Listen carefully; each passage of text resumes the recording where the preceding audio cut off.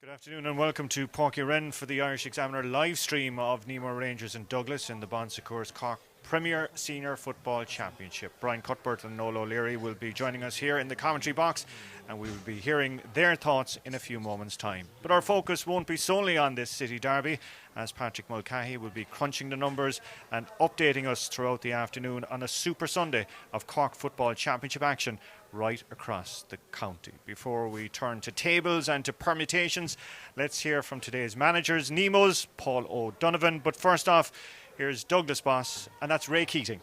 So I suppose, Ray, we'll start off with the question.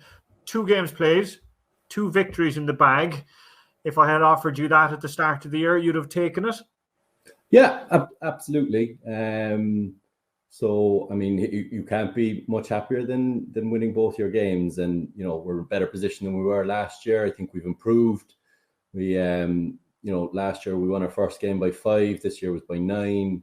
And then obviously we were beaten by Valleys by, I think, 3 points in the end last year, beating them by a point this year. So we're in a better situation than we were a year ago. I think we're a better side than we were a year ago. So, yeah, pleased with it so far. Okay, you say you're a better side than you were this time last year. Why so? Because? I think there's a number of reasons. Obviously, just the time that we've been able to spend with the squad, I think probably helps a lot with the...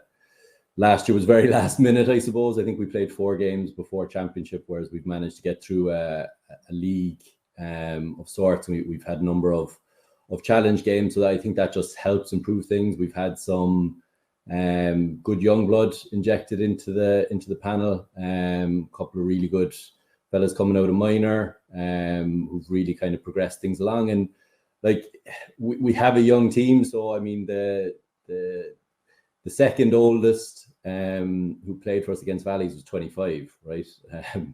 Brian Boyle in goal obviously pushes our average age up a little bit, but he's as solid as he always has been. So everyone else is 25 down, and I think just naturally, you know, another year of playing football, another year of experiences has benefited them, and with more games, I think that's led to us being a better side. I suppose the fact as well too that a number of players are concentrating only on football is a huge benefit. I think that one's been overstated, to be honest. I'm seeing it a lot. We still have a number of dual players. I mean, we had 3 played in the senior game against Bishopstown at the weekend, and there was about another 6 or 7 played in the intermediate one. So I've seen it quite a bit, and it doesn't necessarily tally with what we're actually seeing. We still have quite a lot of dual players, but I always think the dual thing is an advantage for us. You've had people playing who like, we had a great win over Blackrock in the intermediate on Saturday, and then, you know, senior hurlers are 3 for 3. So there's good momentum there. There's good. We have enough footballers only that we can go play challenge games when our hurlers go away, which is great. And then the lads coming back in are just giving the whole thing a bit of a positive vibe when we come in and fresh off a victory, and they've obviously been going very well this year, which I think helps us. Okay, finally then, Ray, strange as it is, the fact you've 2 wins, you've 4 points on the board, yet mathematically there is still the chance that you get knocked out of the championship on Sunday. How, like, you know, is your attitude, let's just control the controllables, let's just worry about what we can worry about?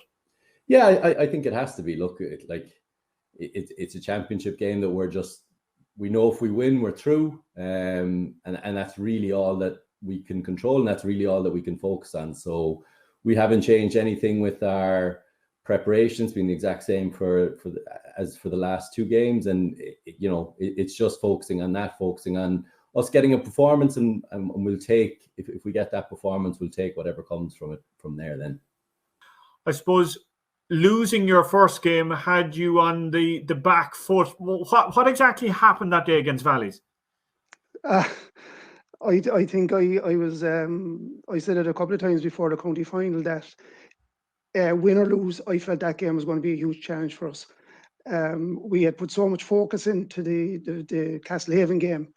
I think we had 16 weeks leading up to that game, and all we were talking about was Castlehaven. And then I suppose the downside of it then was trying to get yourself set up for the following week. I think we were just mentally tired, because we went out obviously on the Sunday, we celebrated on the Monday, but we were back training on the Tuesday. But I think we were just mentally tired on the day. how tough was it then to come back second time round? I know. We trained well up coming to the Carrigaline game. We got a good bit of work done, and I felt good going into that game a lot more than I did going into the Valleys game. So I think that was a true reflection of our performance, and where we stood.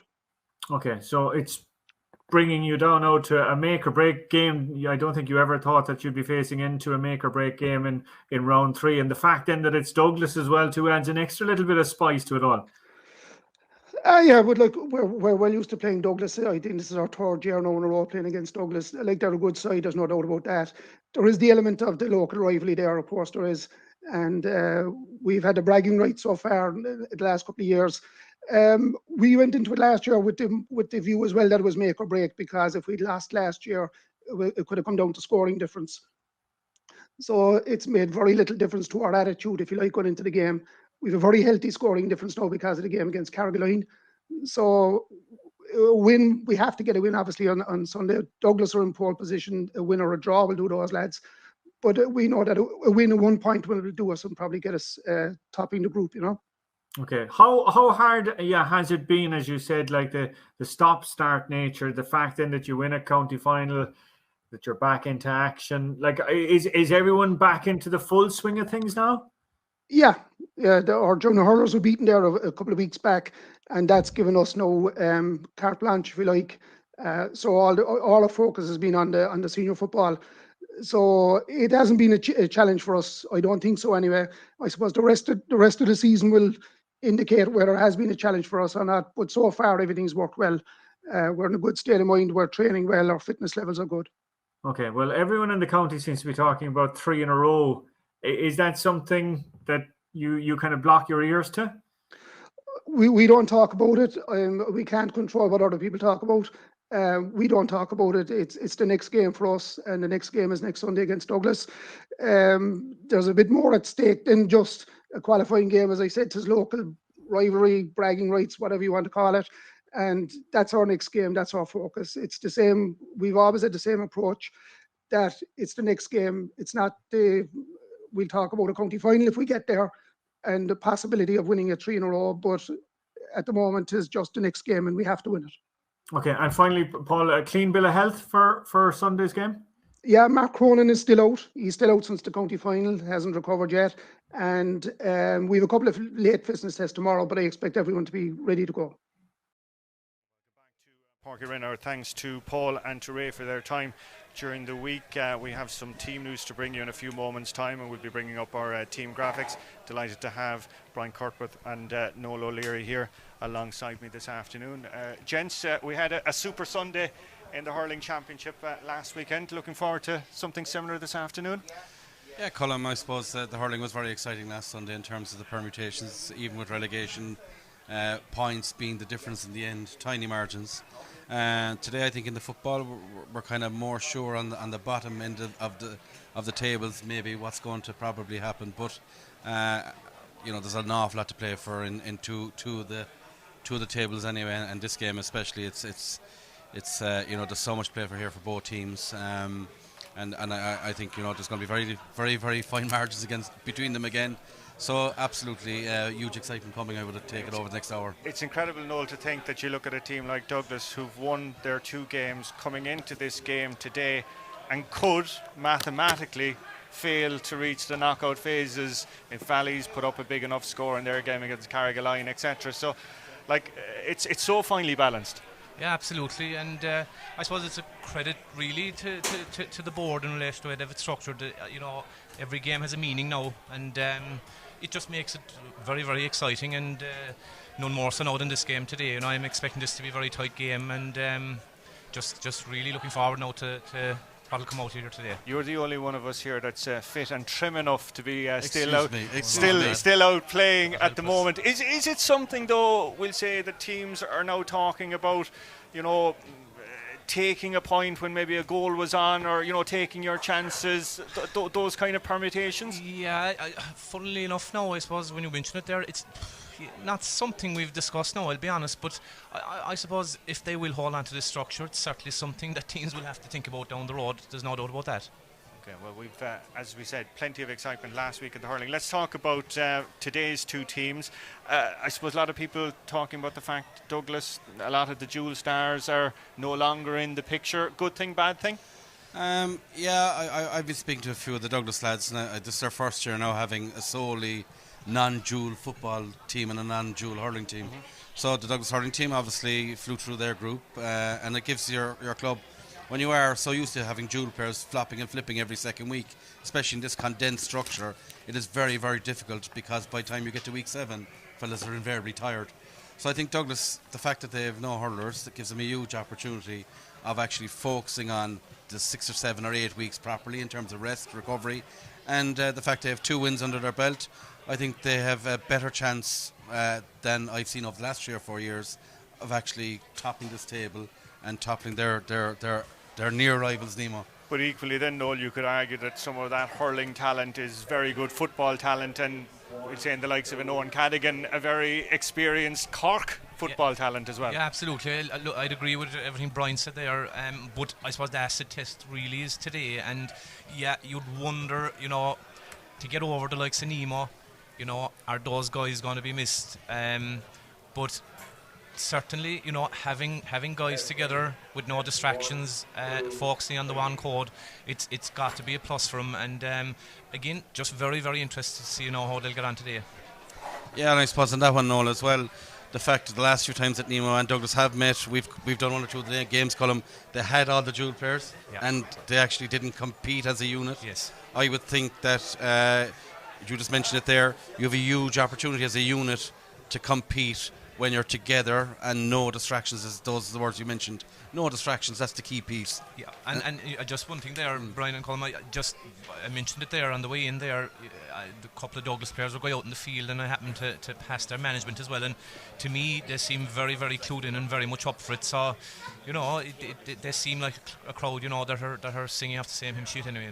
I suppose though, like from a Douglas perspective, trying to break that losing streak against Nemo, and then the added carrot of knocking Nemo out of the championship. Yeah, and I suppose let's put a Nemo hat on us for a second. They have the added opportunity of maybe knocking Douglas out of the championship if Valleys do the business to a point against Carrigaline. So, like the history with Nemo and Douglas, Nemo, I would say, to be fair, have never ever feared playing Douglas at any age grade, and I think they would get a lot of satisfaction if they could pull one over on their near neighbours. There's not much love between both clubs, I would say, in a good way. The link road is actually splitting their catchment areas, and I think there's a huge belief in Nemo that any time that they play against Douglas, most of the time anyway when they're right, that they will come out on top. And I think this Nemo team, don't forget, they're county champions only 4 or 5 weeks, 6, 7 weeks ago. They have a lot of very good players. They have a couple of injuries, fair enough, but I think they would really fancy their chances here at the same time. Okay, we'll come back to talking about Nemo and looking at the teams in a few moments' time. Delighted to have Patrick Mulcahy here alongside me. The man was like he was like Carl Voderman last week, crunching the numbers. That it is a compliment, trust me. Bring up the tables there, Patrick. Talk us through what's at stake today, who needs what, and we'll kick off with today's game here in the Premier A table, and talk us through Douglas, Nemo, Valleys and Carrigaline. Yeah, good afternoon, Colm. Good afternoon, everybody. An interesting afternoon once again, as like last week.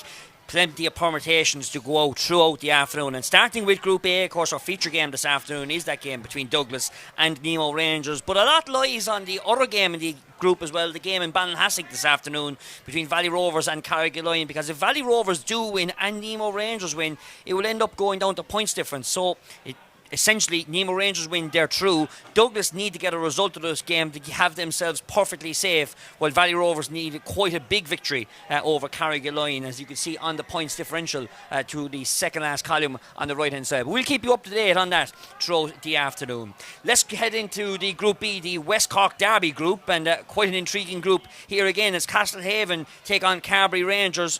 The Rangers looking to get themselves out of a relegation spot, while Castlehaven looking for that sole primary number 1 seed in this semi-final in a fortnight's time. The other game, very much in the melting pot, as Éire Óg take on Newcestown. Should be a very intriguing game. Going to be very close, and it's a game that has thrown in at 2 o'clock down in Kilmurray.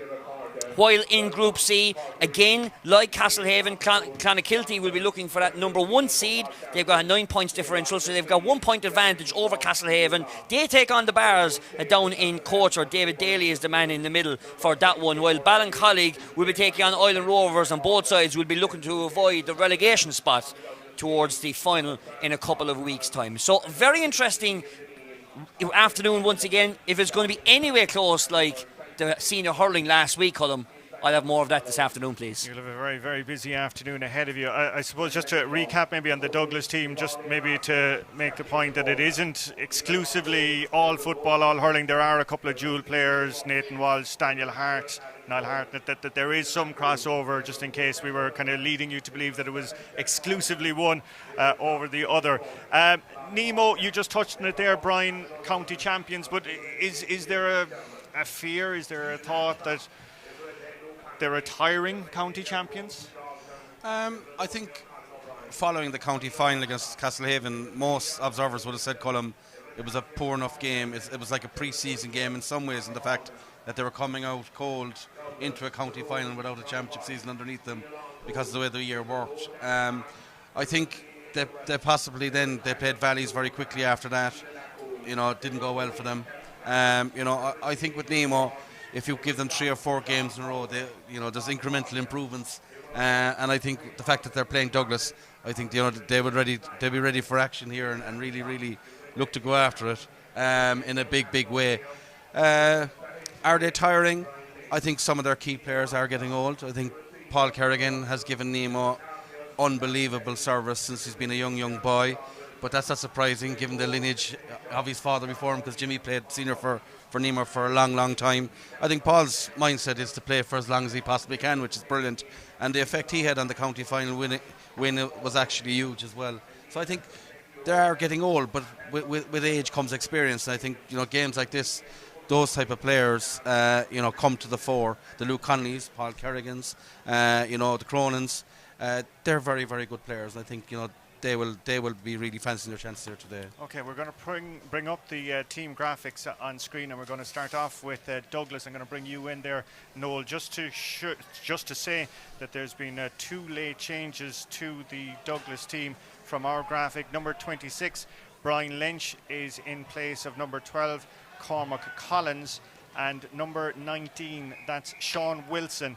He will be starting corner forward in place of number 15, Liam Deneen. So, Noel, at the same time, there's no lack of big name talent in that Douglas team. No, absolutely not, and I suppose that's not a huge surprise in relation to Sean Wilson, and I suppose what sticks out there is Sean replacing Liam Deneen at corner forward. So to me it looks like Douglas could go defensive there today, and obviously then when you go through their team, you mentioned Nathan Walsh there, obviously a dual player with Douglas, but very, very accomplished and comfortable footballer, and has played into county obviously, so I'll be very interested to see how he'll motor today, because injury has been a problem there with the last couple of years. Then obviously you have your standout names in Kevin Flahiv and Sean Powter. They'll surely bring an awful lot from defence there today, and obviously then midfield you have the Hartnett brothers. To me, they're your ultimate club players. Obviously, Brian having a touch of county experience behind him, but he's every day he goes out for Douglas, you'll get 100% from him. So, midfield will be a key battle there today, and I'll be very interested to see how they'll motor. And obviously, then in corner forward, Conor Russell was an All-Ireland under 20 winner there, and powerful man, and if given the right ball, can do damage. Okay, we'll bring up the Nemo Rangers team now. Next up, one change from the team we had a little earlier in the week, and that's centre back Aidan O'Reilly not playing, and it's number 20, Jack Horgan, that's gone in place of Aidan O'Reilly. So Jack Horgan wearing number 20 in place of number 6, Aidan O'Reilly. Yeah, I'd say probably Stephen Cronin will probably drop in there, centre back column. Nemo again, look, that team that they've put out here is the team that they've been playing the last 3 or 4 years, to be fair.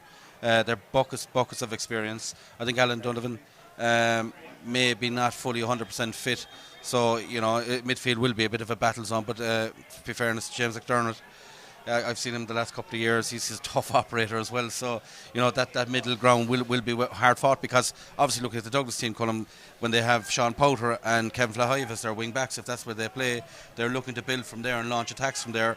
Whereas with Nemo, you would have to think that somebody is going to have to mark Luke Connolly, somebody is going to have to mark Paul Kerrigan, Barry Driscoll, those type of players, and that might stymie Douglas in terms of having a freedom of attack that they normally might have over the last 2 games. Equally though, it's going to keep a couple of those wing forwards very honest as well too. Yeah, to be fair, but to be fair to the likes of Luke, one of his best attributes is the way that he covers ground. Now, some people get frustrated with him in terms of how he plays, in terms of trying the World Cup pass all the time. But to be fair about him is that he is hugely aerobically fit, and he can cover an awful lot of ground and he's a long stride. So I don't think it would trouble him going backwards in terms of defending. But what I'm interested in seeing here is Sean Powter as a wing back, and seeing the influence he can have on a club game in terms of how Douglas are going to utilise him to actually carry the ball forward as much as they can. And we just touched on it there, like Sean Wilson is going to have a big say there in relation to how much freedom the likes of Powter and Flahive are going to have there today.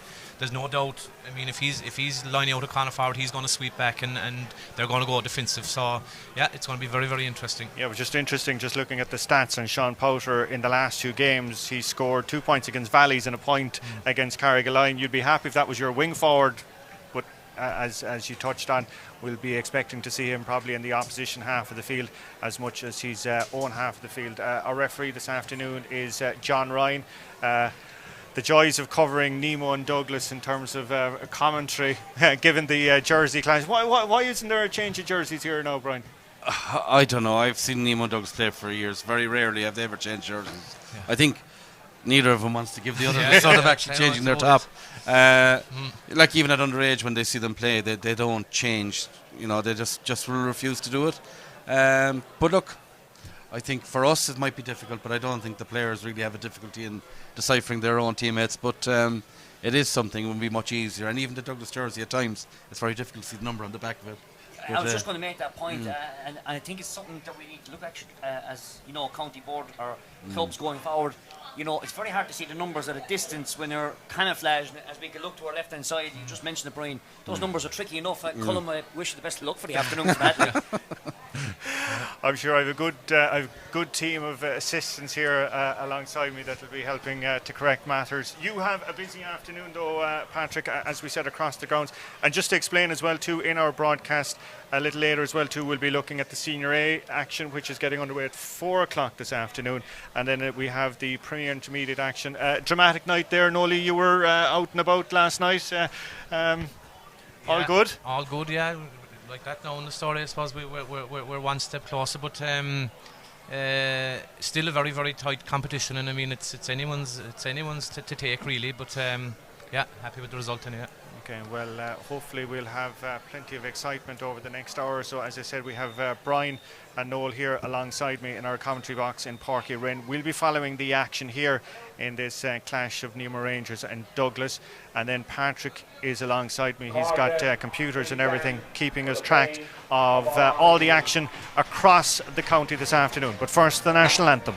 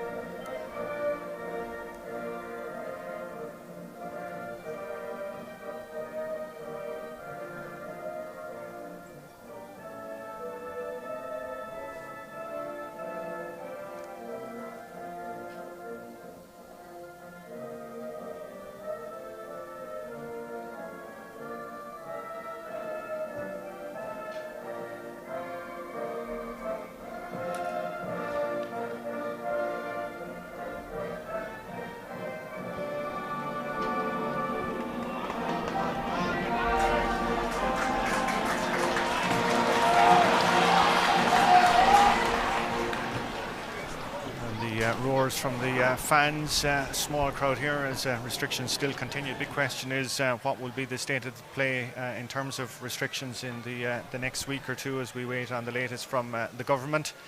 Our match referee this afternoon is John Ryan, as the teams falling into position. Nemo playing from right to left as you're looking out on it, as the fist bumps, which part and parcel of our world now in 2021. A couple of big units lining up in midfield. It seems like the two number 8s, Alan O'Donovan and Brian Hartnett, partnering up for the throw-in at least. And if you think these two boys are big, then just look to the left and you'll see big Niall Hartnett and James McDermott to the right. And we're off and underway, and it's Hartnett that gets the touch on it, but it's only down as far as a Nemo man. And it's eventually been blown up for over-carrying. And an early statement there from Douglas, and it's big Brian Hartnett that's going to take the free. Just noticeable there, Colm Powter seemed to take up Connolly there from the get-go, so it will be interesting to see how that fares out. That's Shane Ahern on the ball, but a good block coming across there by Jack Horgan. As Nemo working it out, lovely hand passing or foot passing out as far as Colm O'Brien down here in front of us. Being forced to go backwards though. Back towards his cornerback to Alan Cronin, who brings in Brian Murphy, and going right across there to Kieran Histon, the cornerback on the far side. Dara Kelly tracking him all the way. Still Histon, covering about 60 yards, forced to go backwards, and free surely being awarded there for a heavy hit on the defender coming out. Brian Hartnett going in.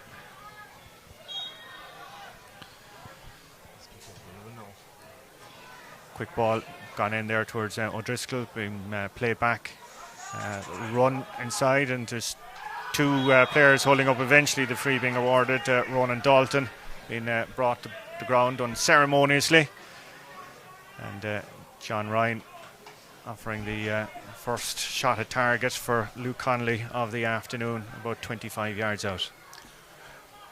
I think both of us here, Colm, are kind of trying to make out exactly what both teams are bringing to the party here early doors. It seems to us that when Douglas don't have the ball, they seem to be getting nearly 13 men back, leaving some of the Nemo full back line free all the time. On the other end, when Douglas have the ball, on the first attack there, Luke Connolly was back on the D, and Sean Powter stayed as a spare man.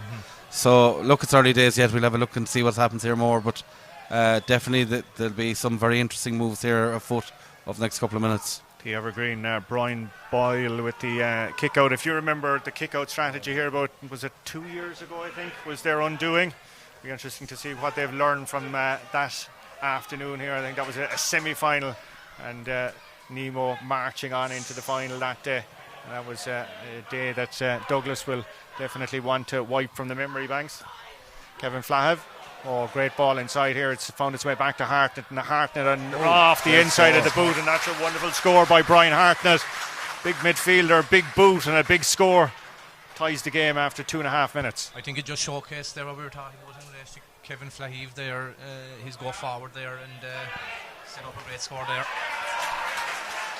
Right, great pressure being applied there by the centre forward Alan O'Hare, forcing the Douglas man out and winning a sideline. Let's go to Ballinaccarriga for the latest from Ballincollig and Island Rovers. Major update after 2.5 minutes. Ballincollig with first blood, goal to the back of the net. Ballincollig 1 goal, Island Rovers no score. Sean Powter going right across the field with that kick, but he's over-egged it, and it should be all day long for Alan O'Donovan. Tracked it out over the sideline, and he's gone back as far as his goalkeeper Micheál A. Martin, who returns the pass, and wasted opportunity there from a Douglas perspective. The intent was good by Powter, but just a bit too much pace in the ball and carrying out over that far sideline. Nemo electing to go through the hands, looking for an option to open up, and Luke Connolly's offering himself. Great ball by Connolly in towards his corner forward, but right through the hands, and it should be tracked back there by Luke McGrath. He's lost possession. It's Conor Horgan, eventually finding its way back towards Kerrigan, and Horgan himself actually getting the touch on it, and that has pushed Nemo back 2 points to 1. Yeah, interesting enough, Douglas are happy enough to leave 2 men at the back versus 2 if Conor Horgan held that first ball that Luke hit into him, I think Paul Kerry going to be on for an easier score than what he got. But there's a bit of a mix and match in terms of tactics at the moment. But early doors. Yeah, and kick out there from the goalkeeper Brian Boyle, going right out over the sideline, and it allows Nemo to come with Barry O'Driscoll down there, back as far as McDermott, and Nemo channeling it all the way back there. Brian Murphy looking for it, and as that's happening there, let's check in with the latest from Castlehaven and Carbery. Major inside down the left as well. Brian Hurley with an early goal for Castlehaven. They're making their statement as well. 3 minutes gone on the clock there. Castlehaven a goal, Carbery 1 point. And it's Nemo Rangers 2 points, Douglas 1 point here in Páirc Uí Rinn, and that's a free being awarded yet again to Nemo. A bit of a pull back there.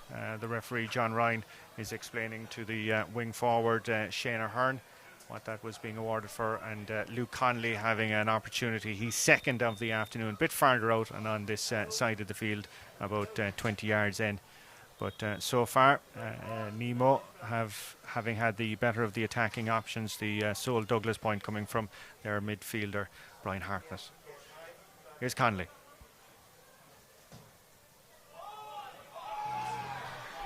What seems to be very noticeable there, lads, is that Douglas seem to be mixing and matching an awful lot there. Now, that can go one of two ways. I mean, you have to be very, very tuned in relation to that. And, I mean, if not, it can get very confusing. You have Powter, who started on Connolly. He then seems to push up on Kevin Donovan. It's the same Flahev. It's very noticeable. They're switching a lot. So, look, that can go one way or the other. It'll be very interesting. Yeah, all the breaks as well too going Nemo's way. Connolly perfectly positioned to collect that wonderful ball by him in as far as the corner forward to Conor Horgan. Nice show by Horgan there with Luke McGrath still trying to track him.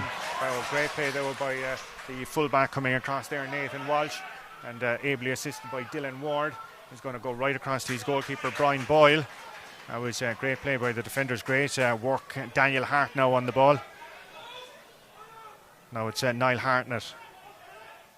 He's got Brian out on the wing here, perfectly positioned, perfect ball, and there's a bit of space opening up in front of Brian Hartnett. That's the 45-yard line in front of him there, gone back as far as Shawnee Powter. Powter wiggling his way in and out of danger. He's had about 2 players around him, eventually getting it to Dara Kelly. And it's back with Kelly now on the 45-yard line. In as far as Brian Hartnett.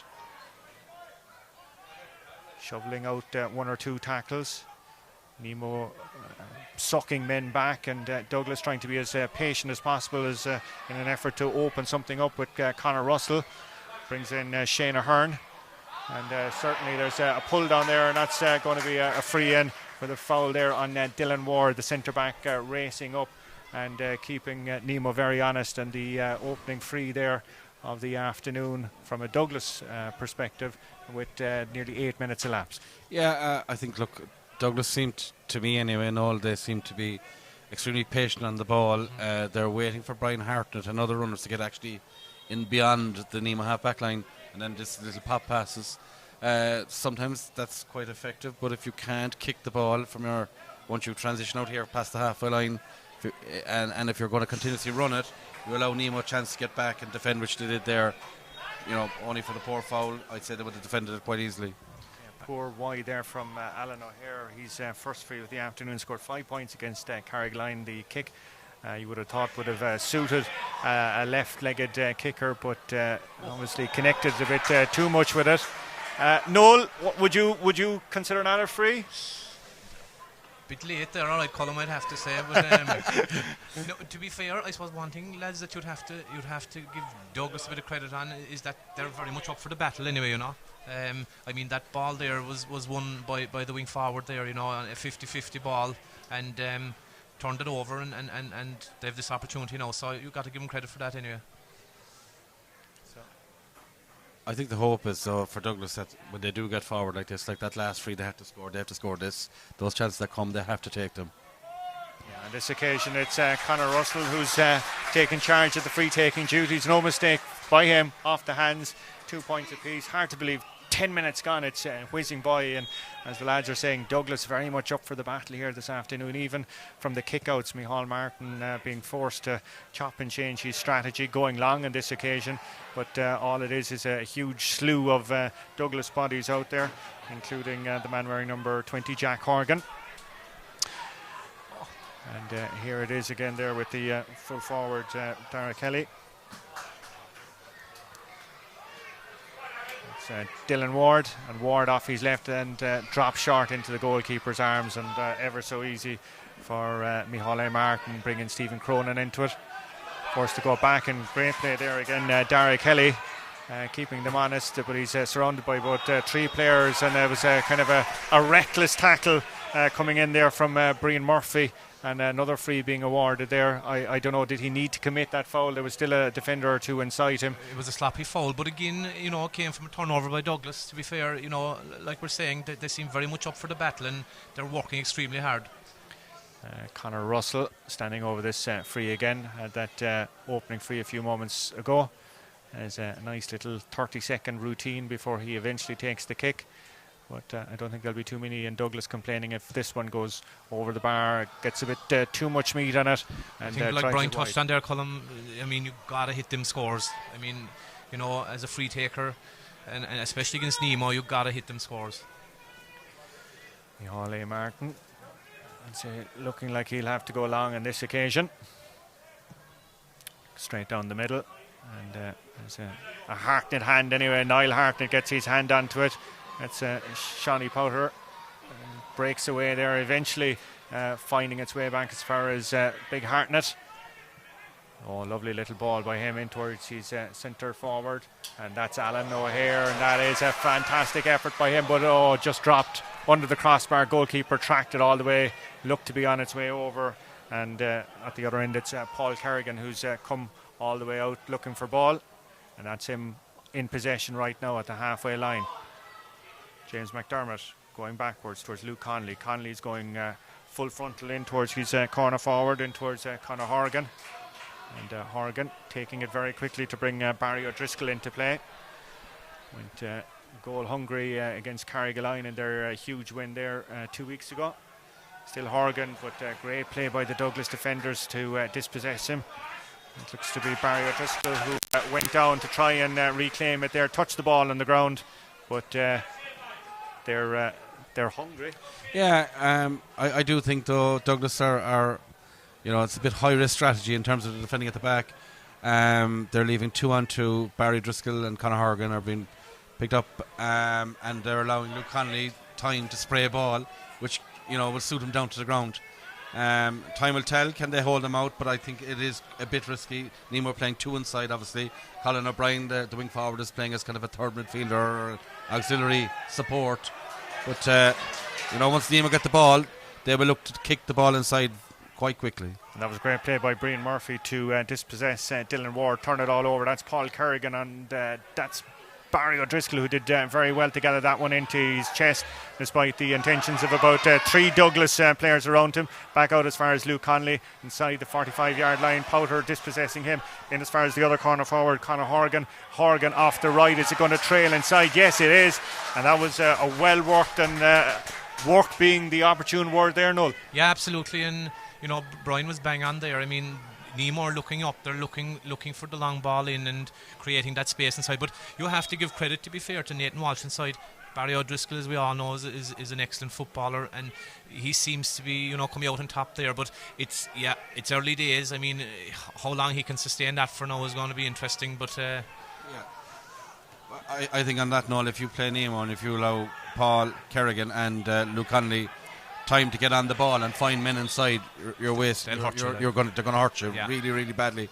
And like, there's a total different. There's a huge contrast in styles. Like Douglas is going to carry everything. They're working hard for it. Nemo want to move the ball.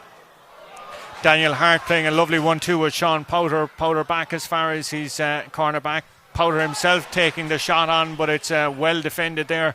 Yet again, Luke Connolly's tracked all the way back here. He's the supply chain, and bringing in his centre forward, Ronan Dalton into it. Dalton into his corner forward, into Conor Horgan. Back to Dalton there. And all the time in the world there for Connolly after the turnover to set things up. That's him there spraying the ball around. There's no one within any touching distance of Connolly. It's almost like Nemo are just happy to utilise him in that role there, supplying demand. And there's plenty of forwards inside crying out for the ball. Free being awarded far over on that far side over there. And will Connolly make the trek over there, or will it be Kerrigan that will take the kick quickly?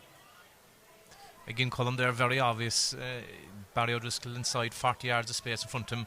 I think it's inevitable Nemo probably will find a way through for a goal if they keep this up. That's Stephen Cronin that's on there, bringing in Ronan Dalton back as far as Luke Connolly. Connolly looking up, not sure what's on.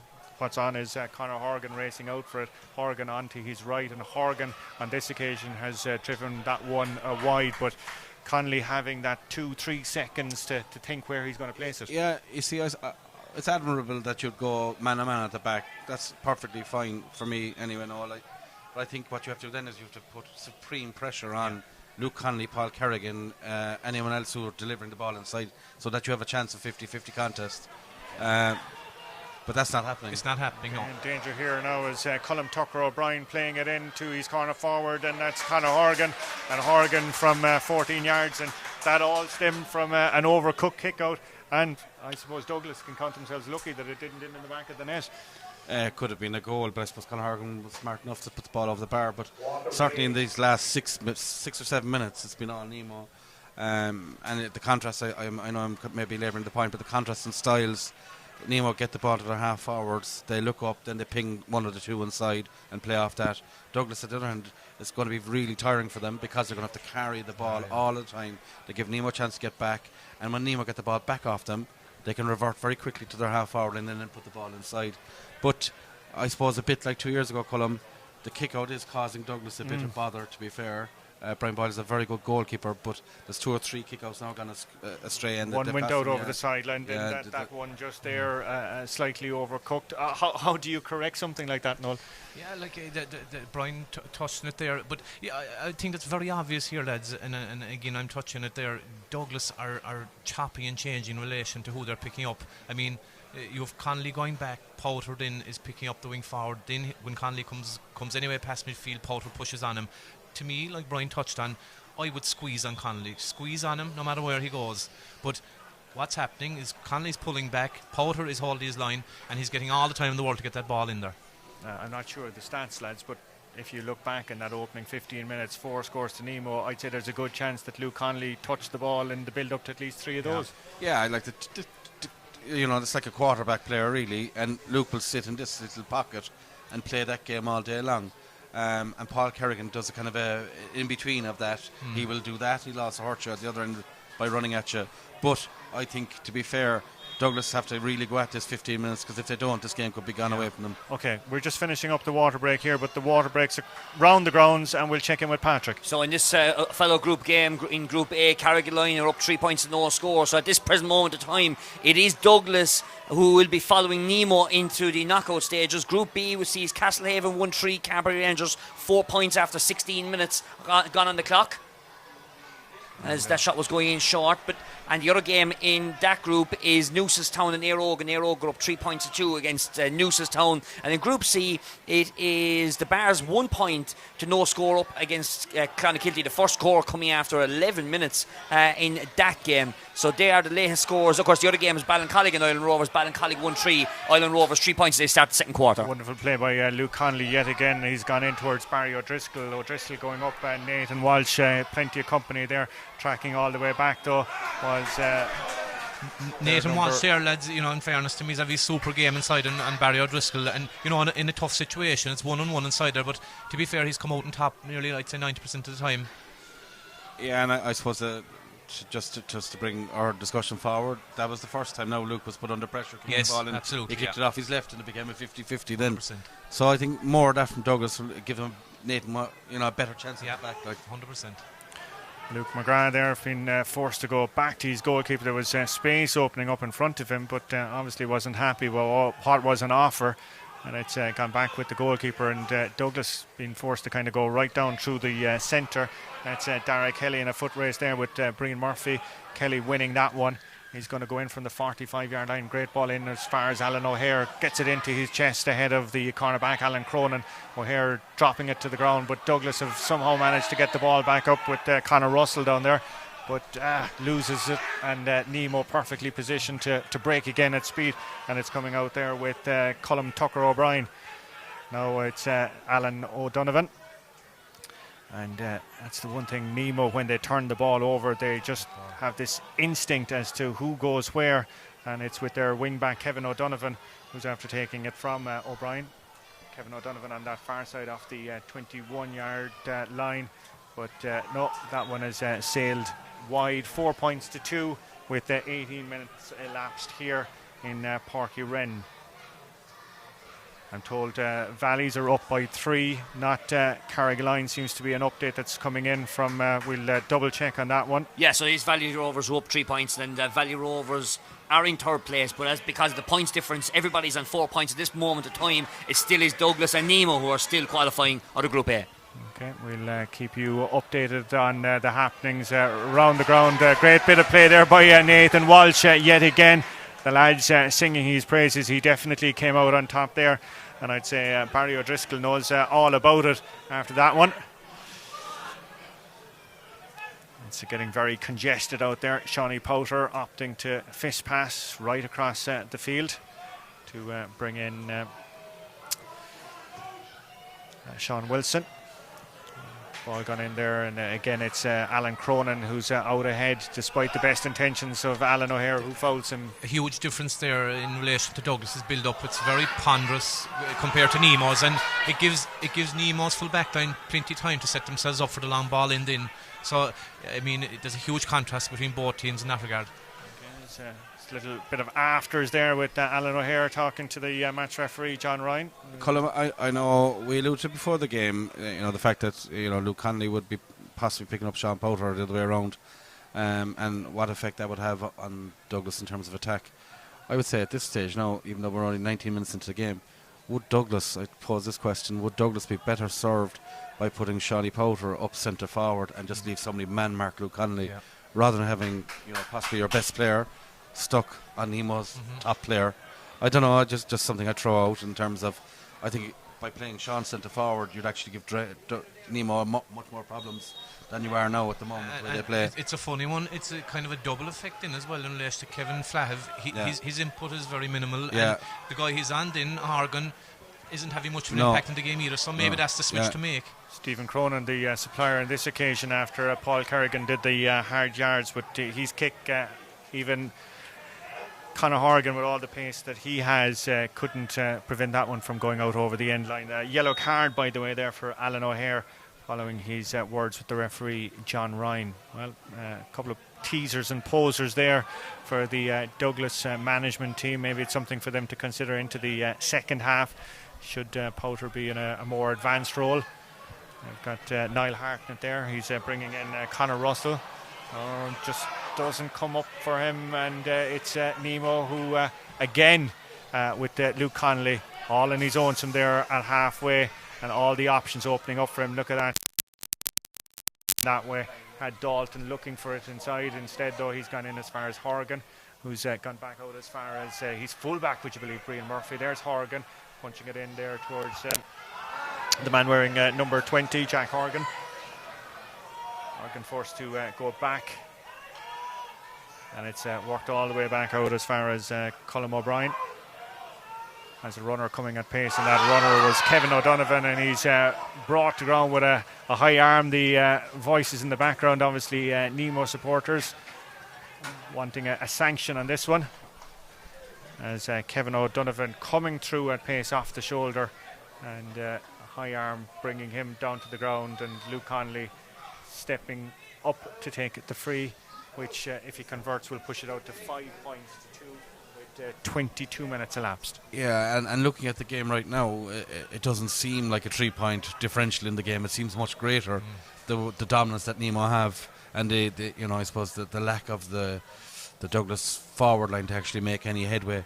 So I suppose that idea of possibly moving Sean Powter up the field, putting Kevin Flahive on Luke Conley, which would suit him down to ground, or going toe to toe with some player. I think that might serve their purpose a bit better. But look, there's plenty of time to go. Who knows what's going to happen there? Brian Boyle again with the kick out, opting to go long and strong with it. Big bodies going up there. Eventually it's the wrong body from their perspective that has it. It's Jack Horgan. And as far as O'Driscoll winning the race on this occasion, he's gone right in towards Horgan. Horgan a bit too much on it and gone out. Even Luke Conley had to being honest about it, lads, you know, it's probably a necessity to switch Powter now, because there's I suppose in relation to Powter, what he brings going forward, but Conley is very much on top of him as well. You know, defensively, Powter seems to be under pressure there, so Douglas in my opinion, to make a change there. Yeah, but look at the moment, even on that break, it was Douglas number 2, Daniel Hart-Dolan, who was on him. Do you know what I mean? That mix and match. That's right. It's creating mayhem for them. Creating mayhem, yeah. Yet again, kick out from Douglas can only end up in Nemo Rangers' hands. And that's something they're going to certainly have to look at again in the second half if they're to rescue something here. Barry O'Driscoll, Paul Kerrigan. Race is on there. It's Conor Horgan. It's looked very impressive there. Back as far as Kerrigan along the end line still. Kerrigan, but kick to nothing right across, and Douglas have it with Brian Hartnett. And can they build up something? Nothing in front of Daniel Hart. He's forced to go backwards. And Douglas, for winning that one, have been kind of forced to reverse and reassess with Brian Lynch.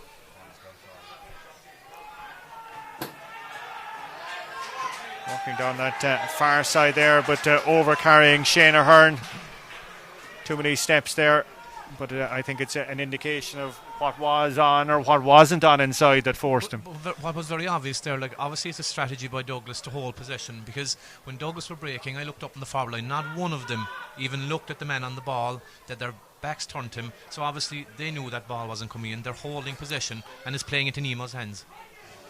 Jack Horgan being assisted there by Barry O'Driscoll, but Nathan Walsh coming out to try and turn something around there. Very static inside. They're shouting there for someone to move inside, but I can see the corner forward inside there. Conor Russell has eventually made the move, calls for the mark as well. Playing on, eventually gets the shot off, hanging in the air. He had called for the mark, but referee obviously deemed to play on, and the chance are gone. Luke Conley yet again. On this occasion, Conor Horgan getting the better of Daniel Hart. Back as far as Horgan, who's looked ever so dangerous this afternoon. Great play again. There's Kevin O'Donovan. There's some pace on this lad. Kerrigan, is he going to pop the pass back? Kerrigan is bringing in Horgan, gone all the way out as far as Barry O'Driscoll. O'Driscoll on the 14-yard line, off the left peg, off the post, and into the arms of Nathan Walsh. Just goes to show how dangerous these Nemo attackers are once they get ahead of steam, and a huge let off there for Douglas. What are the options inside? Alan O'Hare is trying to give a bit of a run around there to Alan Cronin, but inside that it's all very static, held up. Dylan Ward, dangerous game there, waiting for the ball to come to him, almost cut out. He was lucky. Brian Hartnett, he's got 3 Nemo players around him, bringing Alan O'Hare into it. O'Hare 45 yards out, getting a shot off. That's eventually going to be taken though, and well claimed by the cornerback down there. That was Kieran Histon. And it's already at this stage, it looks like the writing is on the wall. Yeah, and I was just thinking there to myself before Zach Cullum, if Nemo do get a goal in the next couple of minutes, the way back for Douglas will be very, very difficult looking at the way they're playing. So, the hope for the game is that Nemo don't actually get that goal that they could get in the next couple of minutes, because their dominance is just so great. Like, I think they're sucking up every punch that Douglas have thrown at them. They've just handled it very easily and just said, we're coming back down the field and we're going to open up again. But at the same time, there's only 3 points in the game. I just can't believe it. Yeah, it is incredible. Colm Tucker O'Brien waltzing through there onto the edge of the exclusion zone.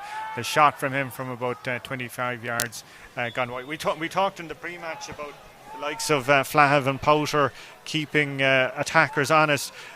This lad here, Kevin O'Donovan, has nearly been spending more time in the opposition half than his own. Absolutely, yeah. He's been very effective there now, breaking the line.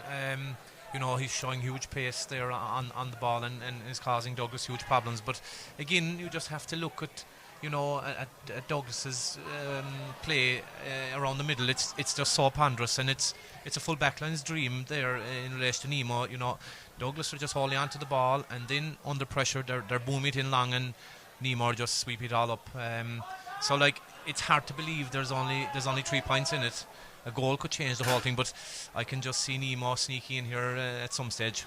Okay, Shawnee Powter all tangled up there with Luke Connolly. There's a big height differential there. Connolly eventually managing to pull it up.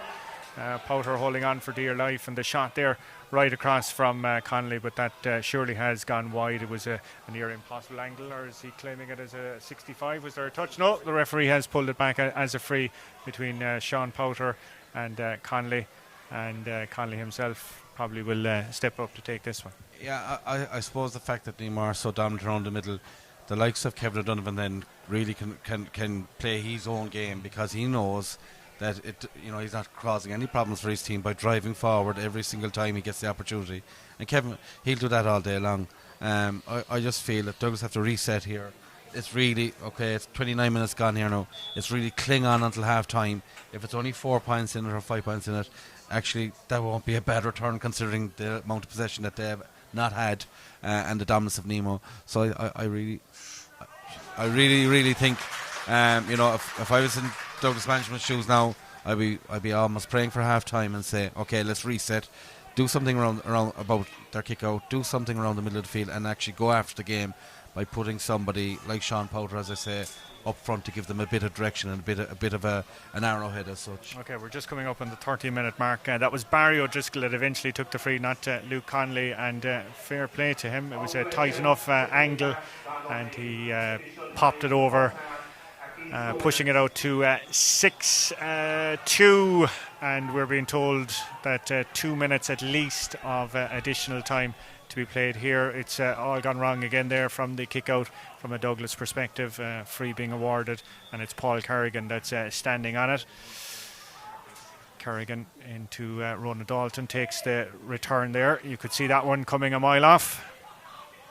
Kerrigan out to his county colleague, to Connolly, and back again, and they just have all the time in the world out there to bring Alan O'Donovan into play, the midfielder. He's perfectly positioned. The other midfielder there is James McDermott. That's Barry O'Driscoll, scored that point a few moments ago from the free, and it's just a game of keep ball now at the moment for the men from Nemo Rangers. That's Connolly again. Will he go himself from range? That's Luke Connolly. Looks to be dropping right into the goalkeeper's chest. Let off there from Nemo with 4 points still between the sides, and we're well into that first minute of additional time. But Douglas trapped back in their own half. I still can't believe, lads, we've said it before the game, Luke Connolly is Nemo's most important player, and he took a shot there 30 yards out with no one within 10 yards of him. I mean, Douglas really need to put a stopper on him. He's running the show here in the first half. His quarterback performance, I think, is what Brian said. Dylan Ward, right here across in front of us, is Daniel Hart in possession. Now, can Douglas manufacture a score, just even psychologically, just before half-time? Alan O'Hare onto his left boot, and O'Hare from 40 yards, and that one has gone to the right and gone wide, and that's just going to suck the belief out another bit. Yeah, between the two balls that they've dropped short and the 3 or 4 wides they've had, off the ground, there should be an easy score here now for them.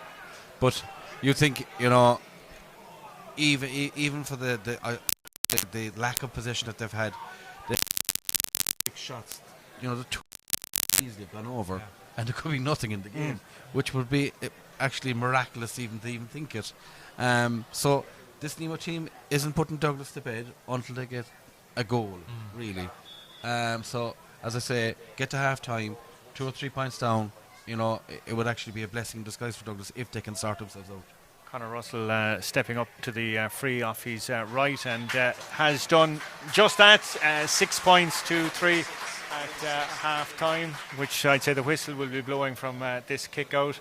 And indeed, that is John Ryan's job done there. Perfect timing. Lads, as you said, it's kind of a bizarre. Would that be a fair description, Noel? Yeah, absolutely. There's not huge excitement there, to be honest with you. Now, to be fair to Nemo, when they're in full flow, they're nice to watch, but bizarre in the sense that they should have been put to bed long ago. That's a huge score for Douglas. For a team that are totally out of it, they're only 3 points behind, and a goal for Douglas can totally change the game around, and it wouldn't be a surprise, Nemo aren't put him to bed. Yeah, Nemo aren't putting him to bed. They're doing enough to just, if this is a boxing match, like, they'd be well ahead on points, but they're not here in the fact that they're only 3 points ahead. I think Douglas are striking me as a small bit confused in terms of what they want to do, and that's not me coming with all the answers here, by the way. That's just looking at the game. I think Noel alluded to it very early on, this idea of swapping over men. Like, the best inter-county teams struggle with that. If you go to play Nemo tomorrow, I would say 99% of managements would say, here's your man marking, you're marking him, you're marking him, you're marking him. We'll go and play a certain type of game against these players, in the fact of, we know to stop Nemo, we need to stop these players. But if you're swapping over men and you're on good players, they get time to get onto spaces, to get onto easy ball. So if you watch Luke Connolly in the first half there, Nemo want to give him the ball all the time. And in club games, if you have a guy that their team want to give the ball to all the time, you can't give him space, you can't give him room. Then they have two inside in terms of Conor Horgan and Barry. I think Conor Horgan's probably quicker than the man he's on. He's getting out in front of him. He was a small bit greedy once or twice, but he is causing problems. Barry has a great battle with Nathan, to be fair, but they will cause problems if Luke and Paul and these players are left to their own devices out here. So for me, at half-time here, if I were Douglas, I'd be earmarking guys to go down Luke Connolly's throat, go down Paul Carrigan's throat, and sorry for the analogy, but that's what I'd be doing. And I would be then adding to my attack to say, we really need to win this game. If we're, we disregard Valley Rovers and Carrigaline, we really need to win this game for ourselves, because this is a chance, because Nemo are only 3 points ahead of us after 80% possession. You were just shocked there a couple of times, Noel, in front of us, Luke Connolly, and as you said, 10 yards either side of him, there was no one. Absolutely, and it isn't as if, we don't know what Luke is all about. Go back 5 or 6 weeks ago, look, no matter what you say, he was the difference in the county final. They were the 2 goals that won it for Nemo, and, to be fair to Luke, he's been a great clubman for Nemo down through the years, and like we said, definitely their most important man, and to see him there on Nools the space there, Douglas have the men to pick him up, but they're just chopping and changing, and it's just totally and utterly confusing. And another thing there that I suppose we didn't touch on is Brian Hart in midfield has really gone out of the game. Had a very strong 5 or 10 minutes there, but we didn't see him for the last 20 minutes. And for an inter-county guy, you need him in the game. And if Brian does come into it in the second half, then who knows? Douglas could roar back into this game. Okay, well, just talking about the Douglas attack, and we're mentioning with Nemo, Conor Horgan and Barry O'Driscoll and the huge battles they're having. Who are the guys that can step up and do that job for Douglas in the second half? You see, for me, looking at Douglas, and when the game was going on, you were commentating, we were looking at the inside line when the ball was out here. On numerous occasions, the Douglas inside player, and there was a different player on different occasions, actually was running towards the goal, but he's back to the ball. Because, as Noel said, he wasn't even expecting that the ball would come in. I think Douglas' pure game plan is based on breaking a tackle, moving forward, and then hand passing to somebody over 5 yards. It's the exact opposite for Nemo. Get the ball to kickers, put into space, run off the guys inside. So, for me, if Douglas have that game plan, right, that one of the best players in the country at driving at teams, breaking tackles, is Sean Powter.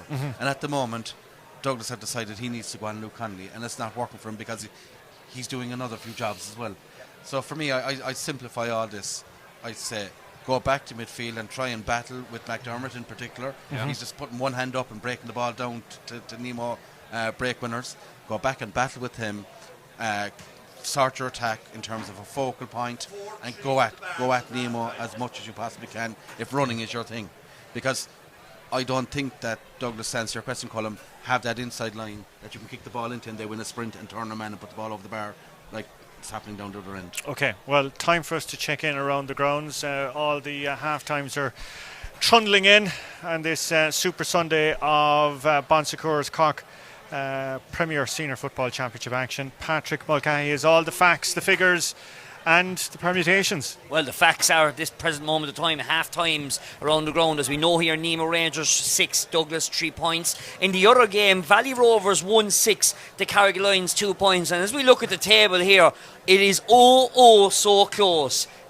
Let's have a look. Nemo Rangers are safely through at this moment of time, but let's look at the Douglas Valley Rovers. They're both on +7 differential, and what is separating the sides? It's Douglas's one extra point they have scored so far in this championship that is qualifying them in the runner-up position. It is so close for both sides so far. Let's look into Group B. So far in LEP, it's a draw. Castlehaven 1-4, Carby Rangers 7 points, and Newcestown are losing by a point against Éire in Kilmurray, 6 points to 5. And that present moment time, at half time, it is Castlehaven who would be qualifying as the top group winner, and Éire would be beating Newcestown, so they would qualify as the group runner-up. In Group C, Ballincollig 1-8 to Island Rovers 8 points, and the Bars at Clonakilty. That's a really low scoring game. It is 4 points to 3 against Clonakilty, and that means it is the Bars who would be qualifying, and Clonakilty would be in second place, while Ballincollig would be out of that relegation. So at this present moment of time, it is Castlehaven who have that number 1 seed in the bag, but crucially in Group A, it's Douglas with that one extra point scored in the championship so far, has them qualifying in the runner-up position. Okay, and of course Douglas as well, if it goes on to other permutations, Douglas beat Valley Rovers as well. Does that come into a factor if we need to? So that doesn't come into a factor because there's 3 teams on 4 points. The head-to-head drops because everybody would have beaten each other, so that means we go down to the next permutation of scoring form. So that's the step 3 we use under Rule 632. Because we had the one in the hurling last week when we were looking at, was it the Erin's Own game exactly? Erin's Own and Blackrock, because they were clear on their own head-to-head.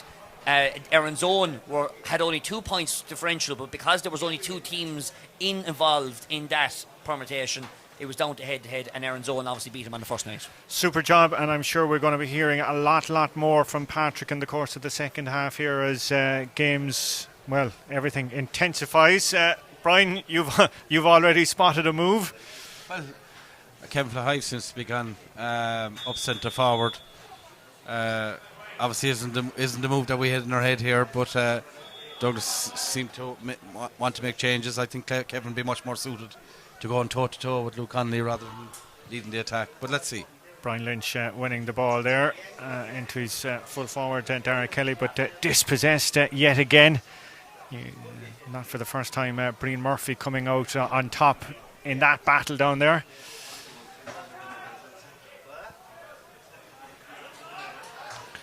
Douglas left chasing shadows as Alan O'Donovan holds off about 3 tackles. Eventually, though, fouls the ball, and it's won back there by Dylan Ward.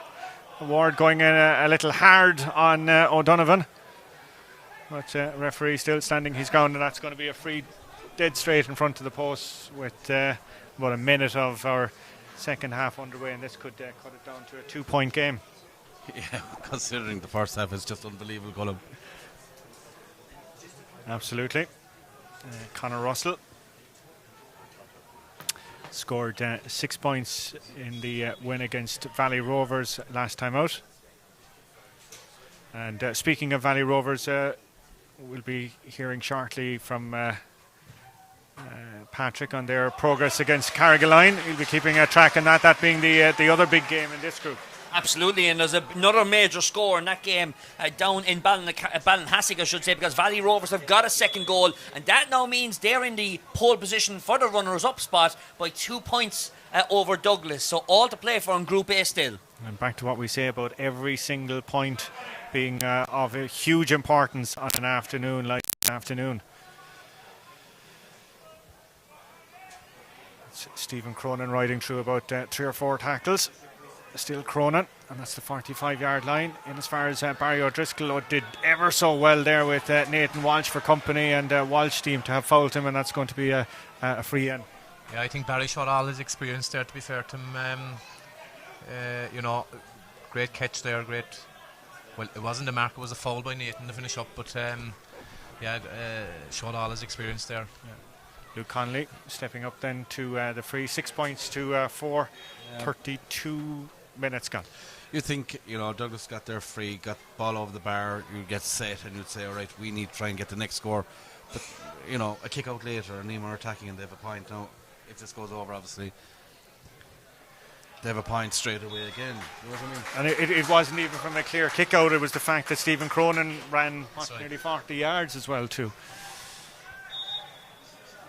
So huge credit. I suppose you have to give credit. We're on there about Brian Hart in midfield, but Nemo really are putting the squeeze on there. To be fair to them, mightn't be the prettiest at times, but they're breaking plenty of ball, and that's the most important thing from their perspective. Out there on the far side, it's Brian Lynch. Good turn of pace by Lynch. All the way back out as far as Hartnett now. It's Alan O'Hare.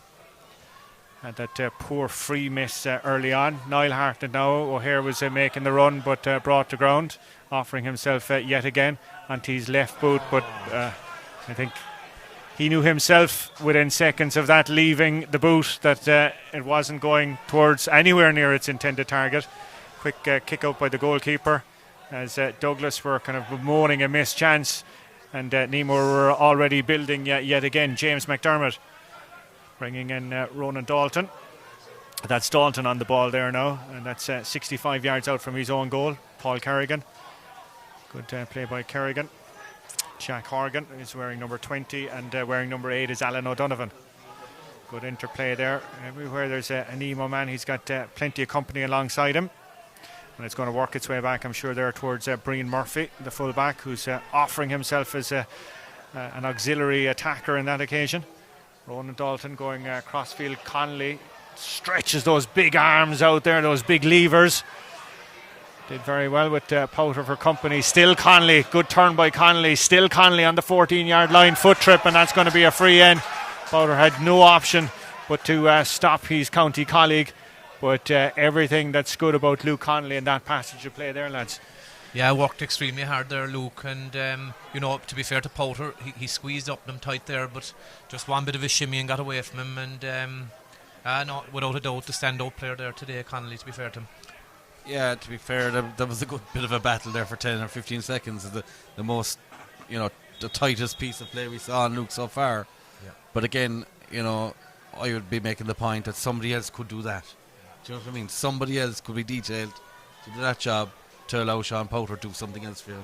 But look, maybe I'm harping that point. Luke Conley is a very, very good player, and he certainly has been the guy who's controlled Nemo's attacking play so far today, So yet again, he's handed over the free kicking duties to his corner forward, to Barry O'Driscoll. And Barry O'Driscoll doing the business, popping it over and pushing it out to a double score game. Douglas, in my opinion, need the next score here. You can see Nemo now. I'd say they're going to try and put the squeeze on big time here now and see the game out.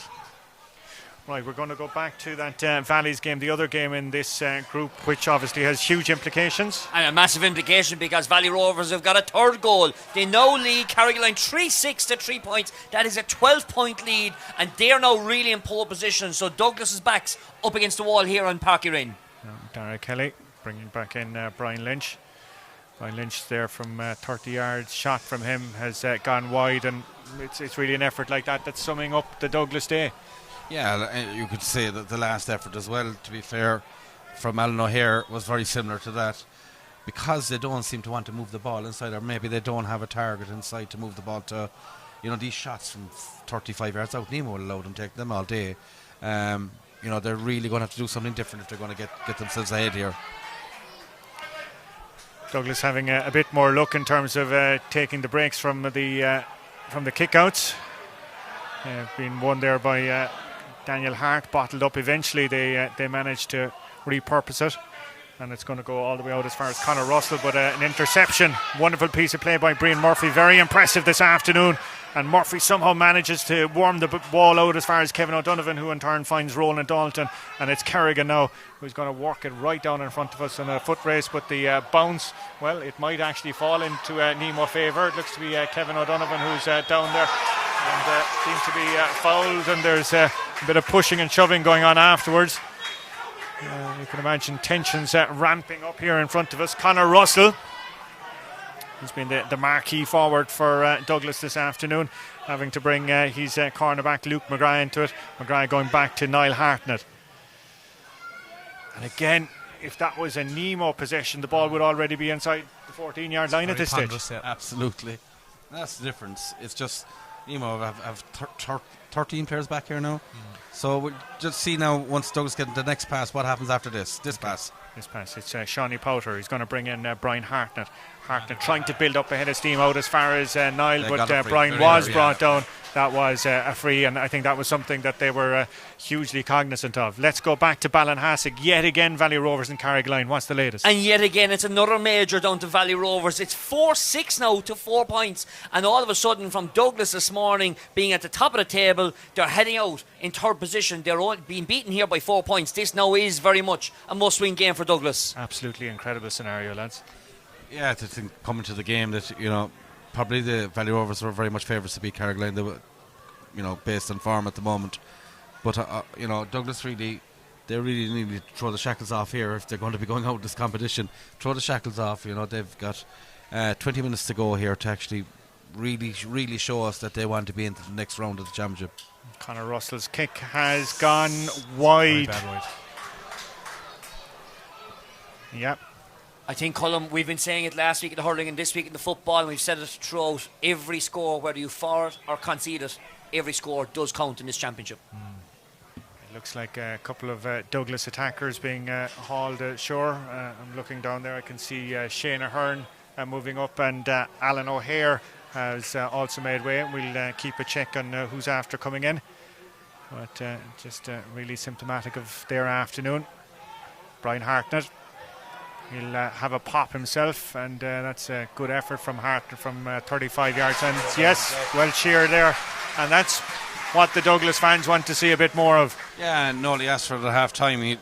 What are we going to see at the second half of Brian Hartnett? He had a good first couple of minutes, and then he went quiet. But if Douglas are going to rest it, and get a chance to get into this game, it's like him they need. It's Paul Kerrigan rolling back the years there with the run, and it's breaking through here. Chance goalkeeper though coming out ahead of Luke Conley. Brian Boyle off his line, and certainly if that had ended in the net, it was game over here this afternoon. Right, we're checking back in back to Ballincollig v Island Rovers. Second goal for Ballincollig, and they're going to knock Island Rovers down to the trapdoor final. They lead Island Rovers 2-11 to 8 points. Alan O'Donnell's going to get a black card here, I reckon. Douglas finally have put Sean Powter centre forward. Alan O'Donovan took him down off the ball as he's running through, so I'd say he's definitely going to get a black card here. Kevin Flahive now was on Luke Conley for the last play. He's not on him now, but I think Douglas have kind of set up now the way we've been speaking about for the last 20 minutes. He's on him again, yeah. He's on him again, yeah. So Kevin Flahive now is on Luke Conley. Sean Powter's up on Stephen Cronin centre forward, and Alan Donovan's gone off with a black card. Okay, game on here, as they say. 40 minutes elapsed, and all importantly as well, then it's a free to Douglas, and it's Conor Russell who's standing over it. 8 points to 5. If he pops this one over, we have a 2-point game in Páirc Uí Rinn.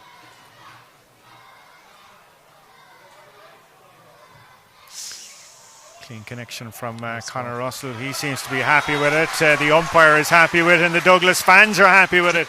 just on that column there, just got a touch on Hartnett there again. Like, that was a hugely inspirational score there from Hartnett, and it seems to have kicked a bit of life into Douglas. And look, they're very much in this game. It's unbelievable, but anything could happen here, you know. And just remember here, a draw will actually do Douglas. That would qualify him here and would knock Nemo out of the championship the way things are going down in Ballinacurriga. Absolutely incredible. And yet again, Douglas very much on the ascendancy here. That's Sean Powter trying to get out of 2 tackles, opting to go backwards. That's the call there to drive forward with the centre back Dylan Ward. No, can Brian Hartnett do something special again? We saw him a few moments ago opting to bring Kevin Flahav back into it. It's Conor Russell into Dara Kelly.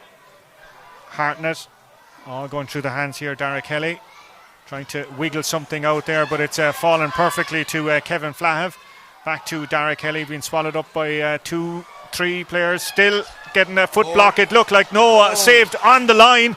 Defender somehow getting back. It had gone over the goalkeeper's head, and it looked to be Kevin O'Donovan who got back there on the line.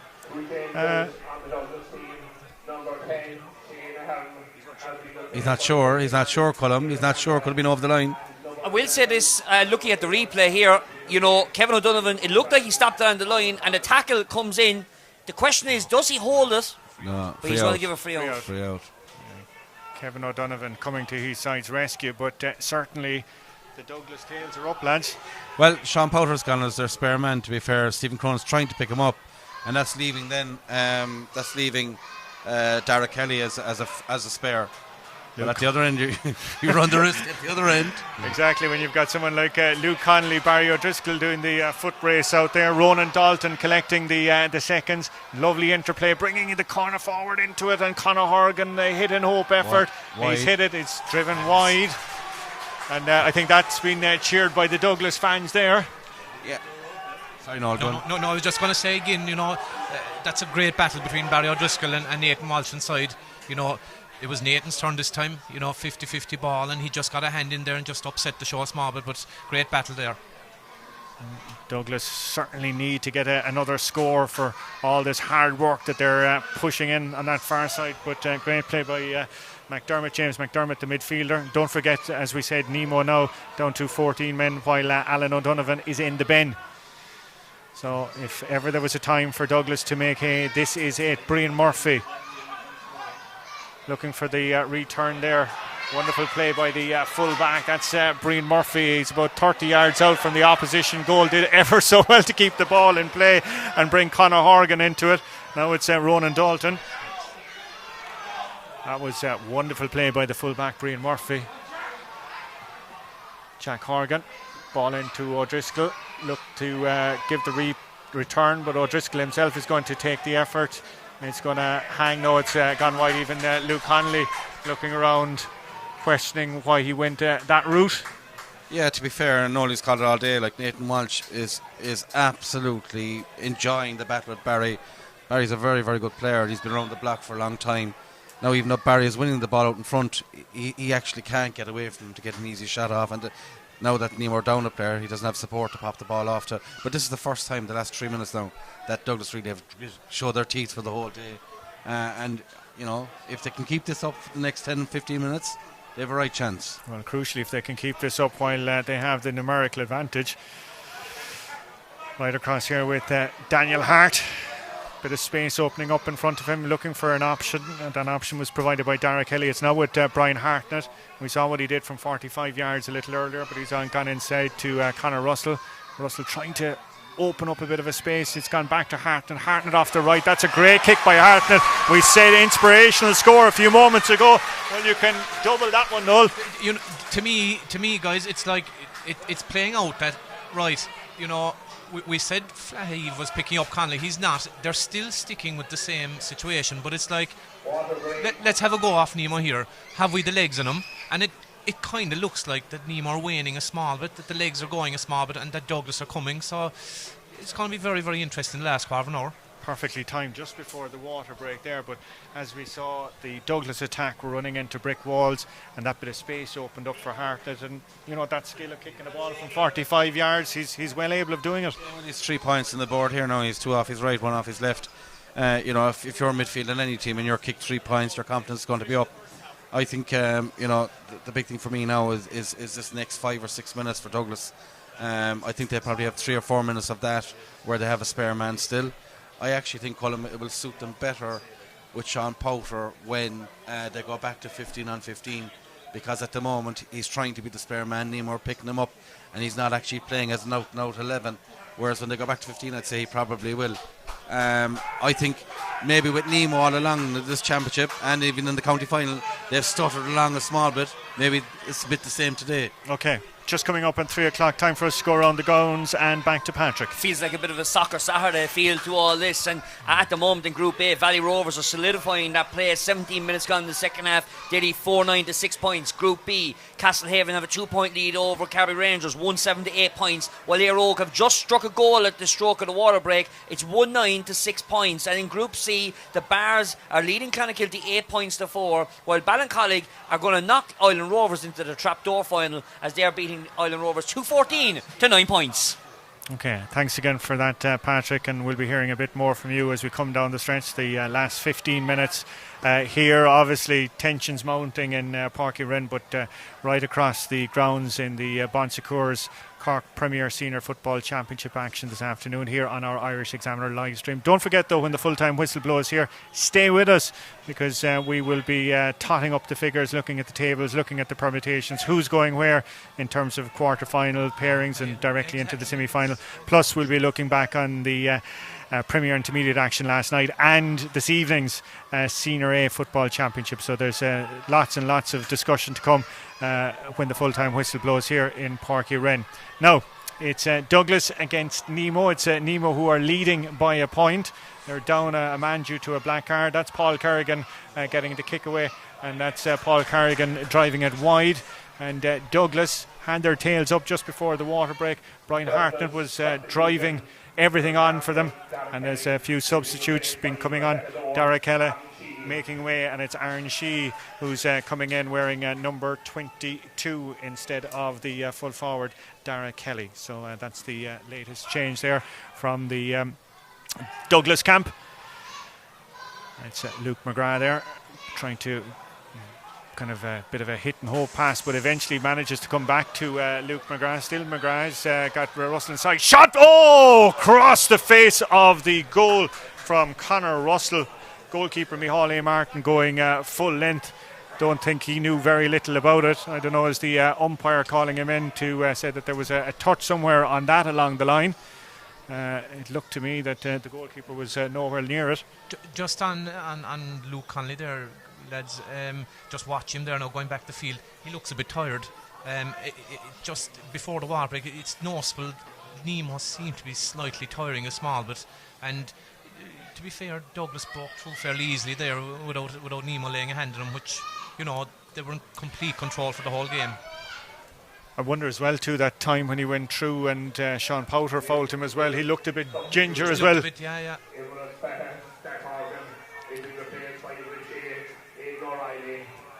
Jack Horgan making way there, and Aidan O'Reilly, the man who was wearing number 6 in our pre-match graphic, is now back on for Jack Horgan. Let's go to Castlehaven against Carbery. And there's a big development because Castlehaven still lead by those 2 points after 16 minutes, but they're down to 14 men for the next 10 because they have a man in the bin, while here there's another 2 minutes in the bin for the Nemo man.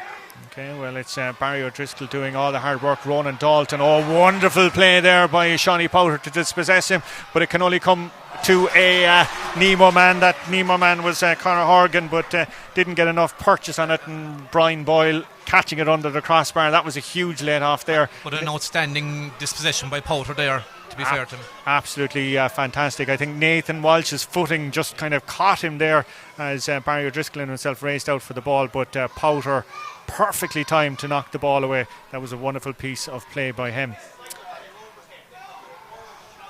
Let's go back. Mention of the other game in this group, Valley Rovers against Carrigaline. Let's hear the latest from Ballinhassig.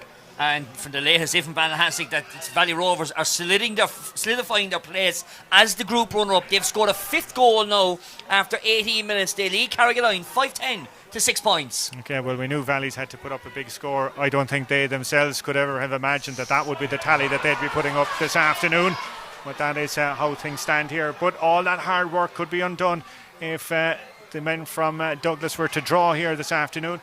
They'll be praying for a win down in Valleys. What a kick there from Shawnee Powter.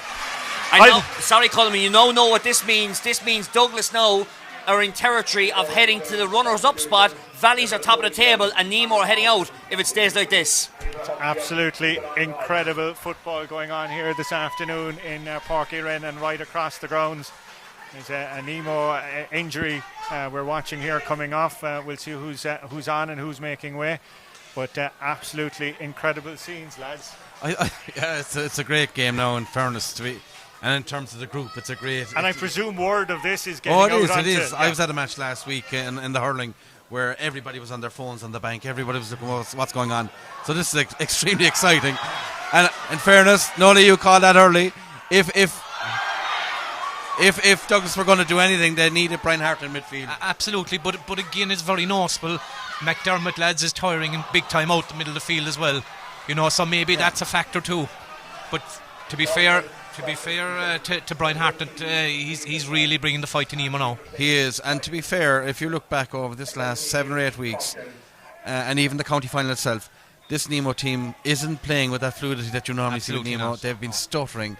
They're if Douglas are ever going to beat them, today is the day when it really, really matters. Okay, Nathan Walsh just limped off injured. Kevin Hayes Curtin is after coming on. Latest from you, Patrick? Yes, there's been 2 goals. It's one each way. One for the Bars and one for Clonakilty. At the water break, the Bars 1-8, Clonakilty 1-4.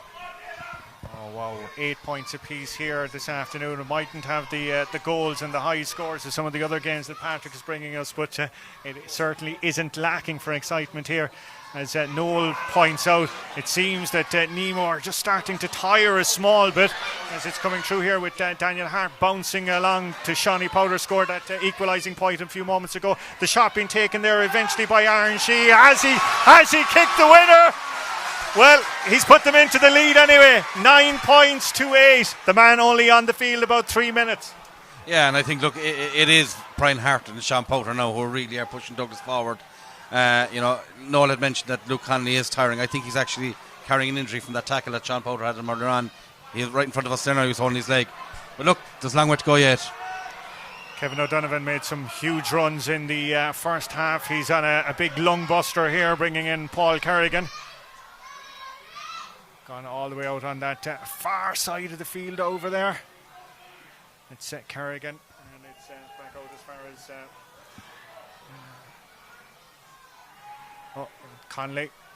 And then the shot, well blocked down. That was a Kerrigan effort there, but there was a big Hartnett hand that stopped that one from finding its destination. And that's a huge block and could have huge implications this afternoon. It has massive implications because now, at this present moment, Douglas are in the top seed. They are currently heading to the semi-final by 1 point inferior of a points difference over Castlehaven at this present moment of time. Absolutely incredible. So the key thing is now for Douglas not to panic. They have the lead. Brian Hartnett, great ball in as far as Horgan. Onto his trusty left boot, sailing high into the Cork sky and sailing over the crossbar. And that's pushed Douglas out.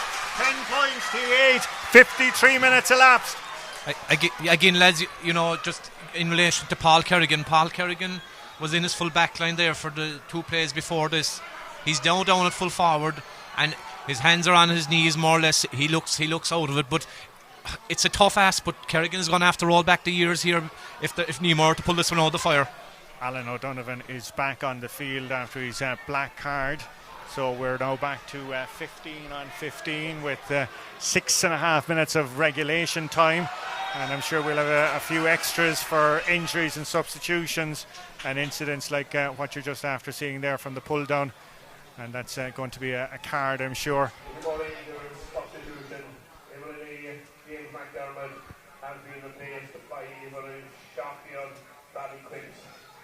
Cripps wearing number 17 is in place of James McDermott, who the lads pointed out was beginning to tire in the last 10 or 15 minutes. Bit of a breather down there for Douglas as the instructions are coming in from Ray Keating and the management team down here alongside us. Kevin Hayes-Curtin is the man wearing number 24. His treatment continuing on over on that far side. Yeah, you could see McDermott waning a small bit, to be fair. You know, he put in a great shift, but, you know, it's just showing Hartnett is really, really controlling the play here. On the way back there with Brian Boyle.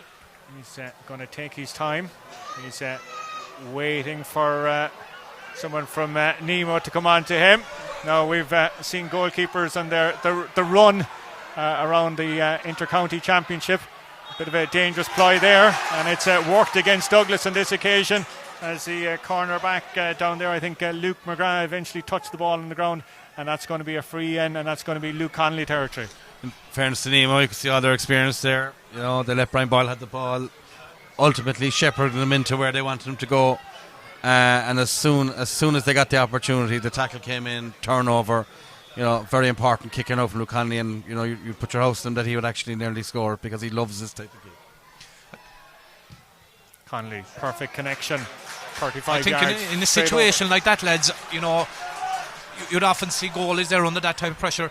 Maybe it's a case of just booming it 60 yards down the field, take the pressure off, because it was inevitable that was going to happen there. He had loads of time to boom it out the middle of the field, and the way Douglas are playing, there's a strong possibility they could have won that ball, you know. Fair point, Noel. It was also congested there. There was so much space up around the midfield area as well, screaming out for it. It's a Nemo hand that's on it, and that's Luke Connolly on this occasion. And they're going to work again, build from the back as Douglas now on the back foot. Still holding that 1 point lead though. That's the crucial thing to remember. Stephen Cronin. Still Cronin on the 14 yard line. Still Cronin opting to flick it back to O'Driscoll, and O'Driscoll off the left hand side, and O'Driscoll's after landing the equaliser. Vintage Nemo there, lads. Yeah, that's exactly what that's the template. You know, in fairness, one pass, second pass, and then a runner coming off the shoulder, and fair play. Look, it's the mainstays of Nemo have got them back into this game now. And obviously, you know, Nathan Walsh now gone off. Barry seems to have a bit more freedom there, but yeah, you can just sense Nemo kind of after settling here now again. It's going to make a very, very tight finish, but this is a huge ball now for Douglas to win if they can win it. Eventually, it's Powter. Well, who else but Shawnee Powter was going to get his hands on that one there. There he is again. Great ball. Oh, wonderful ball there towards Brian Hartnett. He's got a man running at pace inside him. That's the corner back there, Daniel Hart. Still Hart to shot. Oh! What a goal! What a goal by Daniel Hart. He's wearing number 2 on his back. He's corner back. He finished that like a top class corner forward. Is this going to be the shortest county championship reign we've seen in history? It looks like it. Oh, wonderful play again there by Hartnett. The two Hartnetts combining there from the kick-up. But what a passage of play there. Brian Hartnett taking the ball, saw the run coming from inside from Daniel Hart. And what a finish by Hart. No chance for Micheál Martin. 110 to 10 points. 3 points between the sides. 3 minutes left on the clock in regulation time. We promised you fireworks today. We've delivered. It is funny, you know, if I was a betting man, I'd put all my money on Nemo getting that goal. But it's amazing, you know. It's a really, really important score for Douglas, and very hard to see Nemo now clawing it back here. But you won't rule him out. Well, no, and the big thing here now, Colm, is no panic, and Douglas not to fear the finish line, you know. Just play exactly what they've been doing there. In that goal, Sean Powter, you know, he was on the ball twice, moved the ball forward beautifully, a great layoff and a great finish. I think just don't fear the finish line, let's go for it.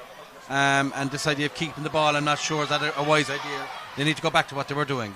And just on it, lads, you know, I done my first game with Colm there a few weeks ago, the UCC and Duhala game, but have to say this is a brilliant game today and really, really enjoyable. Well, everything, the history between these two sides as well, of course. Nemo holding the upper hand over Douglas in their last 2 championship games. Of course, Brian and myself were here in 2019, 3-12 to 7 points that afternoon. That one stung for a long time in Douglas. This one will be celebrated for a long time if they do pull it off against the county champions. Yeah, it's a huge 4 or 5 minutes for them now. The fact that they'd be putting Nemo out of the championship, really, as far as I can see here, if they could keep up what they have here. They've eventually turned the ball over, and it was only a matter of time before Nemo managed to get their hands on the ball. Alan O'Donovan, big powerful man there, riding through a couple of tackles. Referee though calling back play. 4 minutes. 4 minutes. 4 minutes at least remaining. I'm sure the Douglas fans here are not happy with that one. Dylan Ward is the man being spoken to there by the match referee following that heavy tackle there, and it's a yellow card for the centre back for Douglas. Luke Connolly is out there. Now the question is, as we're heading into injury time, do you go for goal or do you still play the clock and hope to play it out? I'm sorry guys, but I thought that was the wrong decision. There's 4 minutes there. Luke was well capable of kicking that ball over the bar. I mean, they've loads of time to bring this game back, but that's a big blow to Nemo there. That's going to be another 30 seconds. I can't see Brian Boyle rushing this kick Absolutely out, and tactical tie of the bootlaces as well too will eat up another few seconds. I just think if I was Douglas, I'd be just getting the team reset here, get our forward line back into place. Bring those Nemo halfbacks back down the pitch so that they're not in our half if they win the ball and they're going to hurt us. So if you're playing keep ball, do you play it down in there? Absolutely, absolutely. Okay, wonderful, powerful kick out by the goalkeeper, and it's all come back here. Looks to be David Hanrahan that's on it there. Paul Kerrigan trying to get his hands on it there. Cormac Collins is on. Collins, the shot from outside of the boot. It's gone wide, but again it's going to eat up another few seconds. I don't think Brian though was too happy with that effort. He should have held on and tried to recycle it as it's given the ball back to Nemo. And a quick kick by the goalkeeper, Micheál A. Martin. And out they come again. But on this occasion, unlike in the first half, the Nemo defenders not able to walk the ball out with the same ease as they're being tracked and harried and pushed and pulled in the rain here in Páirc Uí Rinn. Luke Connolly has done so much for them this afternoon. On the ball there is the cornerback, that's Kieran Histon. Wonderful play by Dylan Ward there. Spills all the way back to a Douglas man. That Douglas man is Kevin Flav. He's going to work it all the way back. And out they come here there with the man wearing number 24, Kevin Hayes-Curtin. Hugely impressive since he's after coming on. Any updates from you there, Patrick? No, but just don't forget here that Douglas are fighting for this number 1 position. They're clear of Castlehaven by 2 points now. There's only 2 points in it. They haven't winning by a point. So Douglas need to hold out this lead. 2.5 minutes, just under 2.5 minutes remaining here in Páirc Uí Rinn, and that's a free being awarded in to Colm O'Brien. Being pulled, it's getting misty and dirty and dank here in Páirc Uí Rinn. I don't think there'll be too many though in Douglas that'll be worried about those conditions if they can hold on. 110 to 10 points. The substitute is Liam Deneen here on the sideline. Was down to start this afternoon but was replaced by Sean Wilson. He's ready, primed, alongside manager Ray Keating and the backroom team as Luke Connolly is stepping over this one. Douglas funneling bodies back out onto the line. But before Connolly gets to take the kick, the substitute is coming in. And it's Luke Deneen and it's Conor Russell, who's been one of the Douglas heroes this afternoon when things weren't going so well. A bit tough on the free taker just as he was about to take it, and then the referee stops him.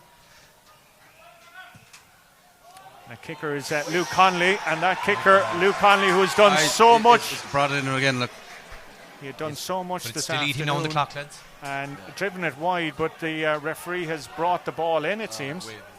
There was, we think that one of the Douglas defenders was waving as he was kicking the ball, which was outlined or outlawed a year or two ago. Just on Douglas, lads, and I know the game isn't over, but you have to give them huge credit. You know, we were critical of their chopping and changing during the game, but they stuck to their guns, to be fair to them. And, you know, we were talking about it before the game in relation to the dual role and them sticking together and going football only. Granted, having a couple of players involved, fair enough, but, you know, they're a team that seem to, have something going for themselves, and there's huge credit due to them. Second time of action. Luke Conley has put that one over. 11 points to 110, and according to the clock, we're heading towards full time. Let's go to Lep. Update in Lep, and Carbery Rangers have levelled the game in the third minute of injury time. Castlehaven 1-8, Carbery 11 points. Douglas are cementing their place in the county semi-final. Absolutely incredible. Would you have said that half an hour ago? 64 minutes gone here. We're now into extra fume time. Can Nemo rescue something, or will this be the Douglas day that they've been waiting ever so long for? All importantly, Nemo have the football. Stephen Cronin is the man in possession. There's whistles from the fans, the Douglas fans. The kick there from Cronin, it's gone out over the sideline. There was nothing that Luke Horgan could do to try and keep that one in. And surely this must be it for Douglas as they race down the far side of the field there with David Hanrahan. The clock now has gone into 64 and a half minutes.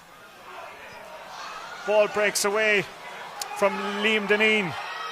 Nemo, one last throw of the die surely for the county champions. They're coming down the field here in front of us with Luke Horgan. Kerrigan, the kick high in hope. Up they go for it.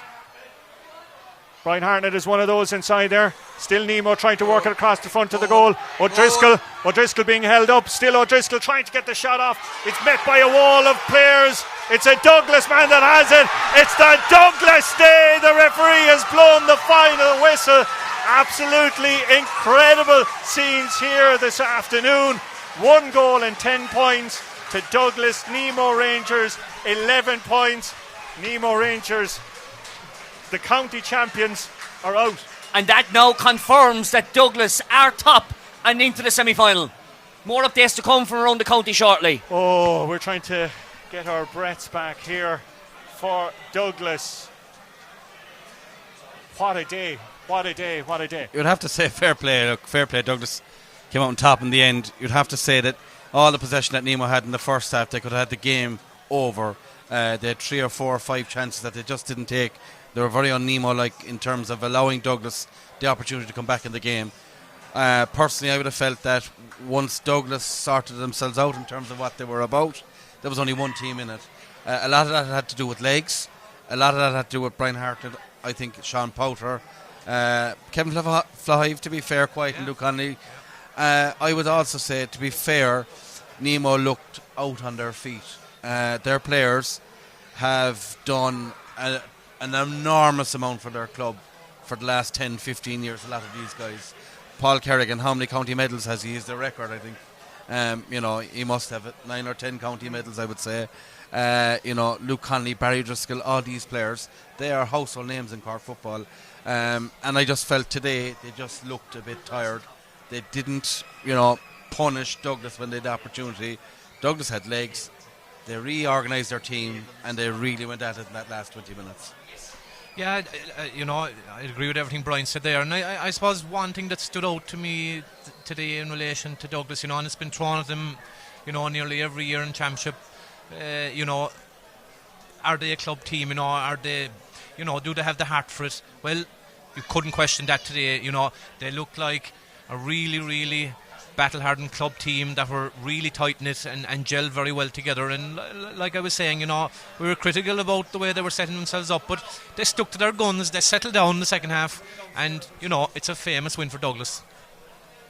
Yeah, I just think another point that we need to make is we've been watching Cullum the last 3 or 4 years, these Douglas Nemo games, where they had, and casting no aspersions here now, where they had Alan and Owen Cadigan, where they had Shane Kingston, where they had other players. I would feel, and look, I'm rushing off here now to watch my own club out in Carrigadrohid. I would feel it's very difficult in the structure to have a lot of dual players on your team. You saw there, and Nolly mentioned it, the fact that Douglas looked very together. He said his words were, even if this goes against them, they look as if they're very together. Looking at them now, this win will bring them on a ton. And I would imagine, with their hurlers also qualified, their footballers qualified top of the table, their hurlers qualified, I think, top of the table. There's a template here for other clubs as well. When you have the massive numbers that Douglas have, that maybe it might be better if fellas said, I'm going to give hurling a crack this year. I'm giving football. When you have that quality and when you have that numbers, because this Douglas team bore no resemblance to the team that we watched 2 years ago when Nemo rifled them at the back and when they were looking around wondering who they're picking up. They look very, very together, and I think they'll be a good team. Will stop them. Okay, well, like as we said, lads, at first half, it was just a bizarre ending. I think, it could have been game over.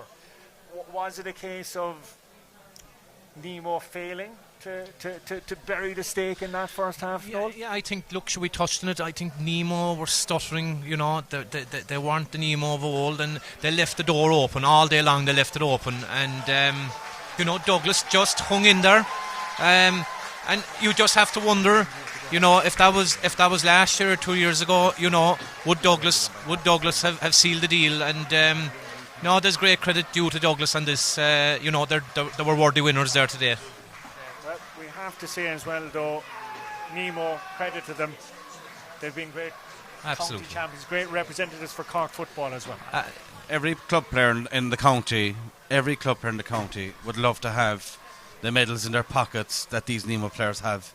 They've represented the traditions in their club really well.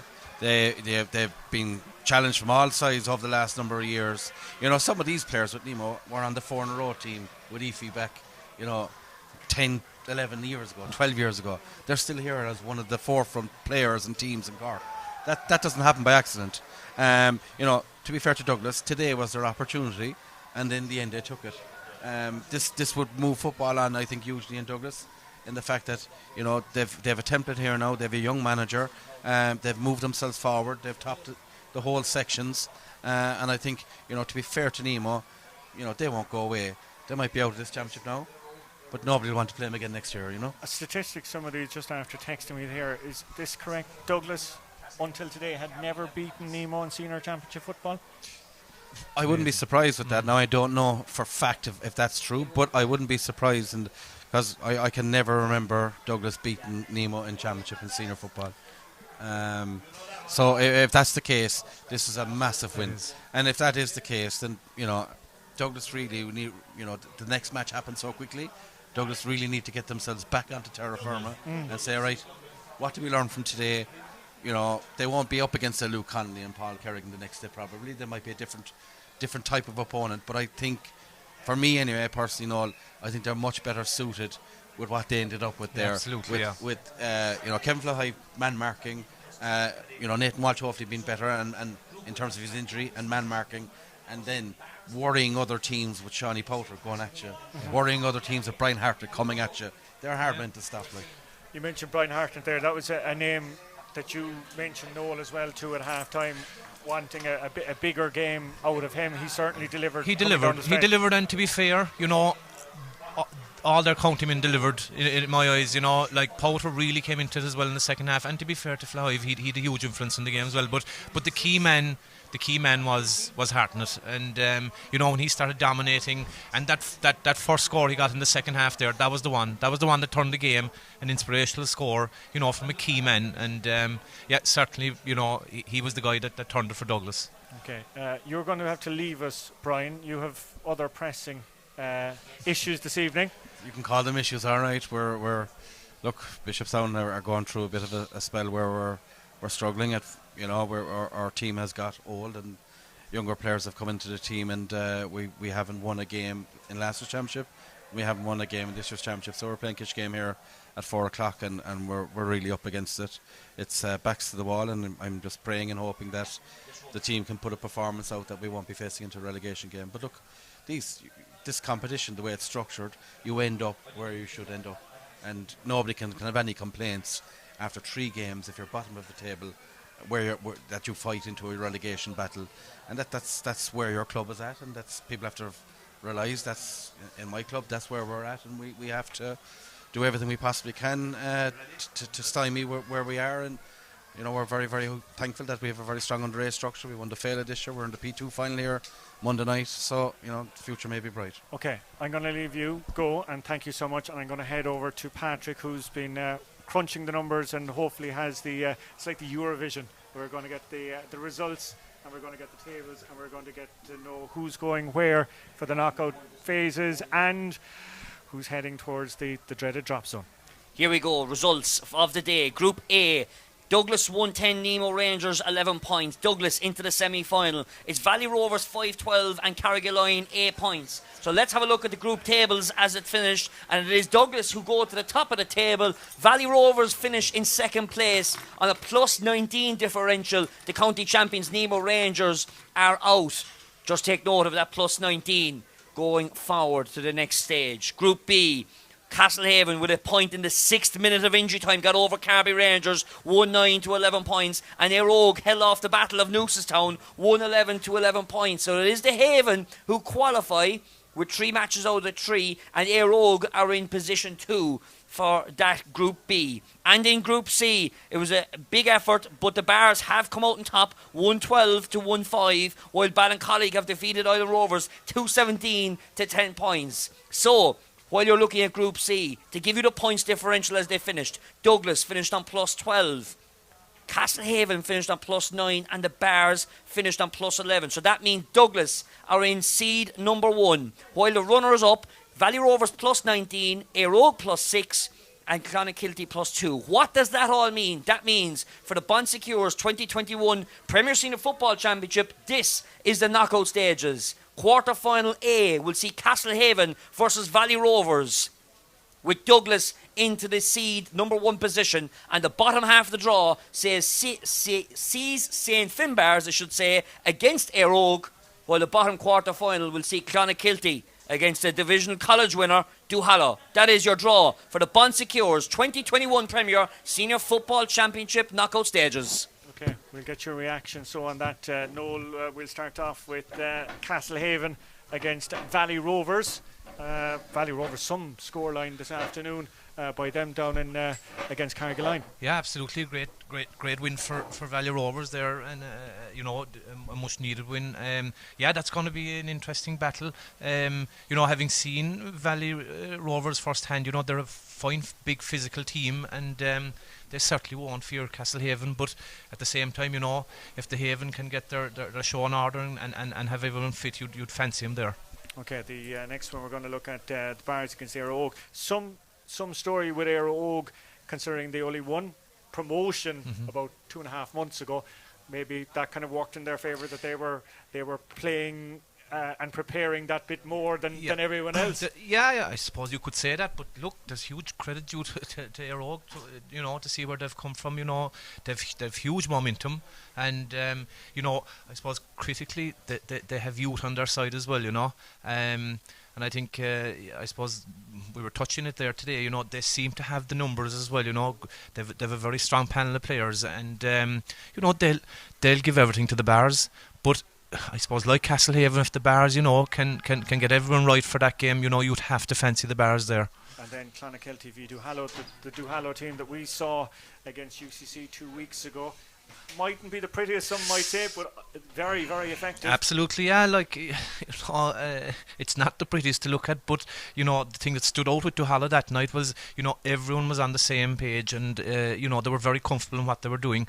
It's a very dour game to look at, but very, very hard to break down. And you see, you have a lot of experienced players with Duhallow as well, and you just have to fancy them in that game against Clan. But in saying that, Clan seem to have turned their fortunes around and seem to have a bit of momentum, and again, a nice blend of youth and experience there. So it's going to be a tight one, but I'd fancy Duhallow for that one. Okay, well, as we said, the big guns, the biggest sharks, Nemo Rangers, out of the championship. Back to you there, Patrick. Well, I'm just going to put in that asterisk because we've got the same issue of last week where Erin's Own, Middleton and SARS are on the top half of the draw. So if Middleton obviously win, the semi-final does change. And I'm going to give that caveat here as well, because of Valley Rovers and Douglas being in the top half of the draw, if Valley Rovers do beat Castlehaven, that draw will change. But that's only a caveat. Don't worry about it. We have our 3/4 finals for the moment, like the hurling for next week. Okay, that's the important thing. Now, lots of other action over the course of the weekend. We had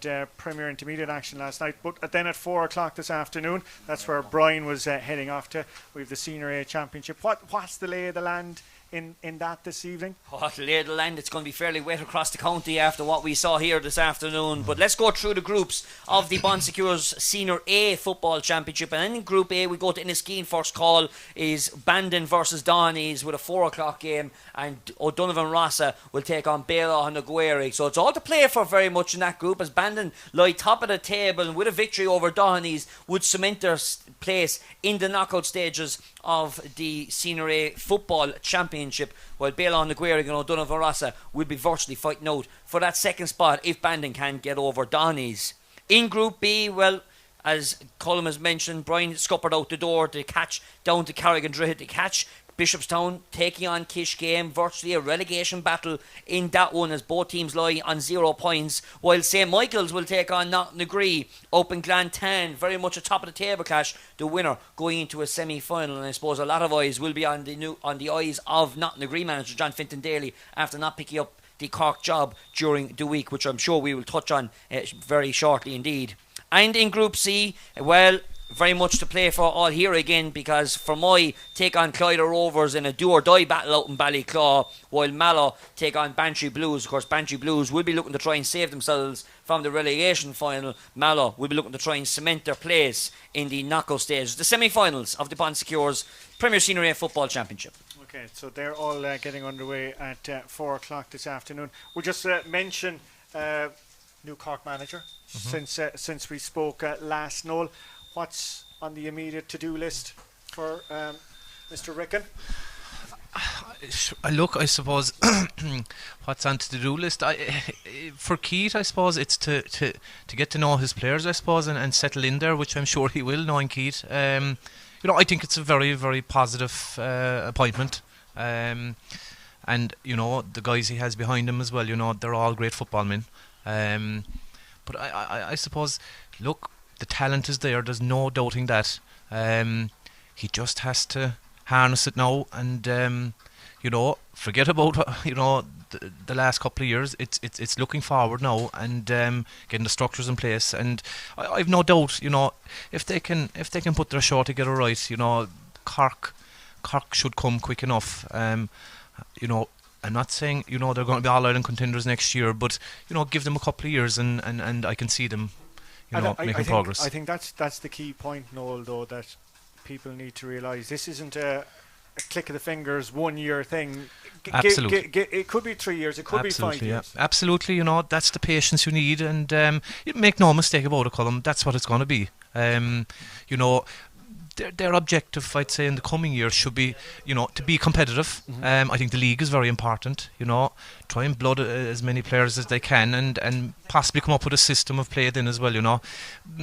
Looking at them over the last couple of years, maybe there was, a small bit of that at play in the sense that I just felt that, they weren't that cohesive, and that's going to be paramount for Keith now in the coming year, is to get a good system in place, and like I say, focus on the league and get a few wins under his belt. And do you start fast tracking those Cork under 20 players and even to an extent Cork minor players, just even bringing them in just Absolutely. To give them a show of what's 100%, what's expected? And I've no doubt in my mind, they've all that ticked off already. I think they'll scour the county and bring in anyone that has any potential and have a look at them, because there are a few guys out there that haven't been on the Cork panel in recently, and young guys, and that have huge ability, and it tells you about Cork. The players are there, but they need to be brought in. There's no guarantee they're up to that standard, but you got to give them a go. Exactly, you won't know unless you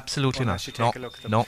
Now, we're going to turn in a few moments' time to last night's action. You were out in force, and yep. Patrick, you've the facts and the figures and the tables there. Well, we'll briefly just have a touch on the Intermediate A Football Championship draw, because there was 4 groups of 4 there last night, and just a touch of the quarter-final draw. We'll see Valera take on Glanworth, while Drumtariff against Ahabullogue in the second quarter-final, and the bottom half of the draw we'll see Kilshannig against Mill Street, while Mitchelstown will take on Ballydesmond, and in the trapdoor draw it is Kildallery and Kinsale. And I should mention mentioned, Colm, in the Premier Senior Football Championship, it is Carrigaline versus Island Rovers in the relegation final of the Premier Senior Football Championship. But last night, as you mentioned, there was a very entertaining night in the Premier Intermediate Football Championship. 3 groups down for decision, 6 games once again. We'll go through the groups as they finished last night. Well, Kanturk had a win over Macroom over Navalbon, I should say, last night. So that sees them to the top of the table, while Macroom defeated Nix. So Kanturk have qualified for a semi-final as well, while Navalbon go into a quarter-final. Looking into Group B, Kilnamartyr, 3 out of 3, plus 25, went in as seed number 1 in Group B last night, and they've qualified as seed number 1. And following them into the knockout stages will be Nemo Rangers in Group B, who had a good win also last night over Rock Chapel. And looking at Group C, Hadda, well, they got out over Napirshick last night by the skin of their teeth. They've qualified, didn't get the full 6 points, but still undefeated in the championship. 2 wins and a draw to their name. They've qualified with Newmarket into the knockout stages. So the knockout games for the Premier Intermediate Football Championship will see Kilnamartyr against either Hadda or Nemo Rangers, while Kanturk are on the same side as Navalbon and Newmarket. And again, just a little caveat of the repeat pairings must be avoided in the semi-finals. Okay, so straight into semi-final there. Yeah, I suppose we're happy in that regard, but at the same time, you wonder, is it a pro or a con that maybe an extra game might be worth something? But look, I suppose we're around long enough now to we've gone through the mill, and there can be no excuses. But every team, in my opinion, at our grade, has a chance of winning it out, and it's all about doing it on the night or on the day, and we're well aware of that, and I'm sure every other team in it are the same. Yeah, what I see in the other semi-final, Kanturk, of course, we saw them against Knocknagree all of 2 months ago, and back into the mix again. Just on that point, is that something from a Douglas perspective? Again, is it that slight concern? You're going directly in now to the semi-final. Yeah. I for Douglas, to pull off a win like that, personally, I'd like an extra game before that semi-final. Just to see where exactly. There's going to be huge expectation there now. Can they carry that? Again, the positive thing for me, and it's critical for a club team who have inter-county players playing for them. They stood out there today. They stood up when it mattered most, and that's a huge plus for Douglas, huge plus, because it brings the other players into the game as well. And we saw there in the second half when they drove at him, and specifically picking out Brian Hart at midfield. He rose the whole show, and they responded to it. Okay, well, they certainly did, and created history in the process, defeating Nemo Rangers. First time that Douglas have ever defeated Nemo Rangers in Cork Senior Football Championship action. Patrick, you grabbing your breath back? Yeah, just about, but an extraordinary afternoon. Obviously, I've only got a half eye on here, but that goal that Douglas got late, it was a real sucker punch to Nemo, and I think Noel, the sin bin really did cost them towards the end of it, because they were behind Douglas and they hit the front just at the end of the sin bin. Yeah, but that goal, it was critical, and I mean, again, like I was saying, if you were a betting man, it was Nemo were the guys that were going to get that goal, and it didn't come, and you always thought that a goal would separate the thing, and fair play to Douglas, they deserved it. Okay, call it, just from your own perspective, who's going to win this championship now, the way the draws have to set? Yeah, it's very open. I suppose a crowd that we're not, that's kind of keep you under the radar, even though, they're well up there, but I still feel that the Bars are a dangerous team if they can get everyone right. And obviously, Castlehaven, won't be far away from it either. But it's blown wide open now, though. You'd have to put Douglas up there if they can keep them, I suppose keep the expectation low. There's a possibility that they could make the breakthrough. Okay, well, all of that to come in the next couple of weeks, and a hectic couple of weeks as championships across the grades heading into knockout territory. Our thanks to Noel and to Brian here, and also to Patrick for his efforts and all the backroom team. I'm back here tomorrow night. We've got the Premier Minor Football Championship final here tomorrow night at 8 o'clock.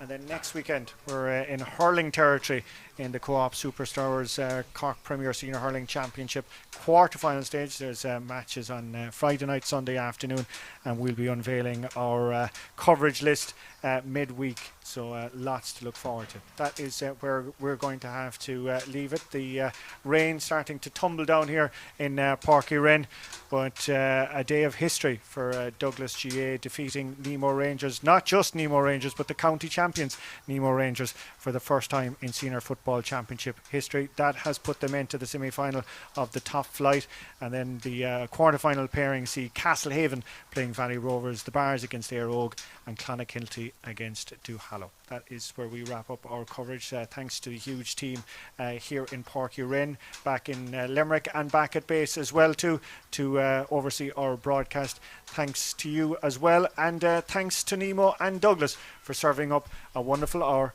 of senior championship football. From all of us here, goodbye, and hopefully we'll have your company again soon.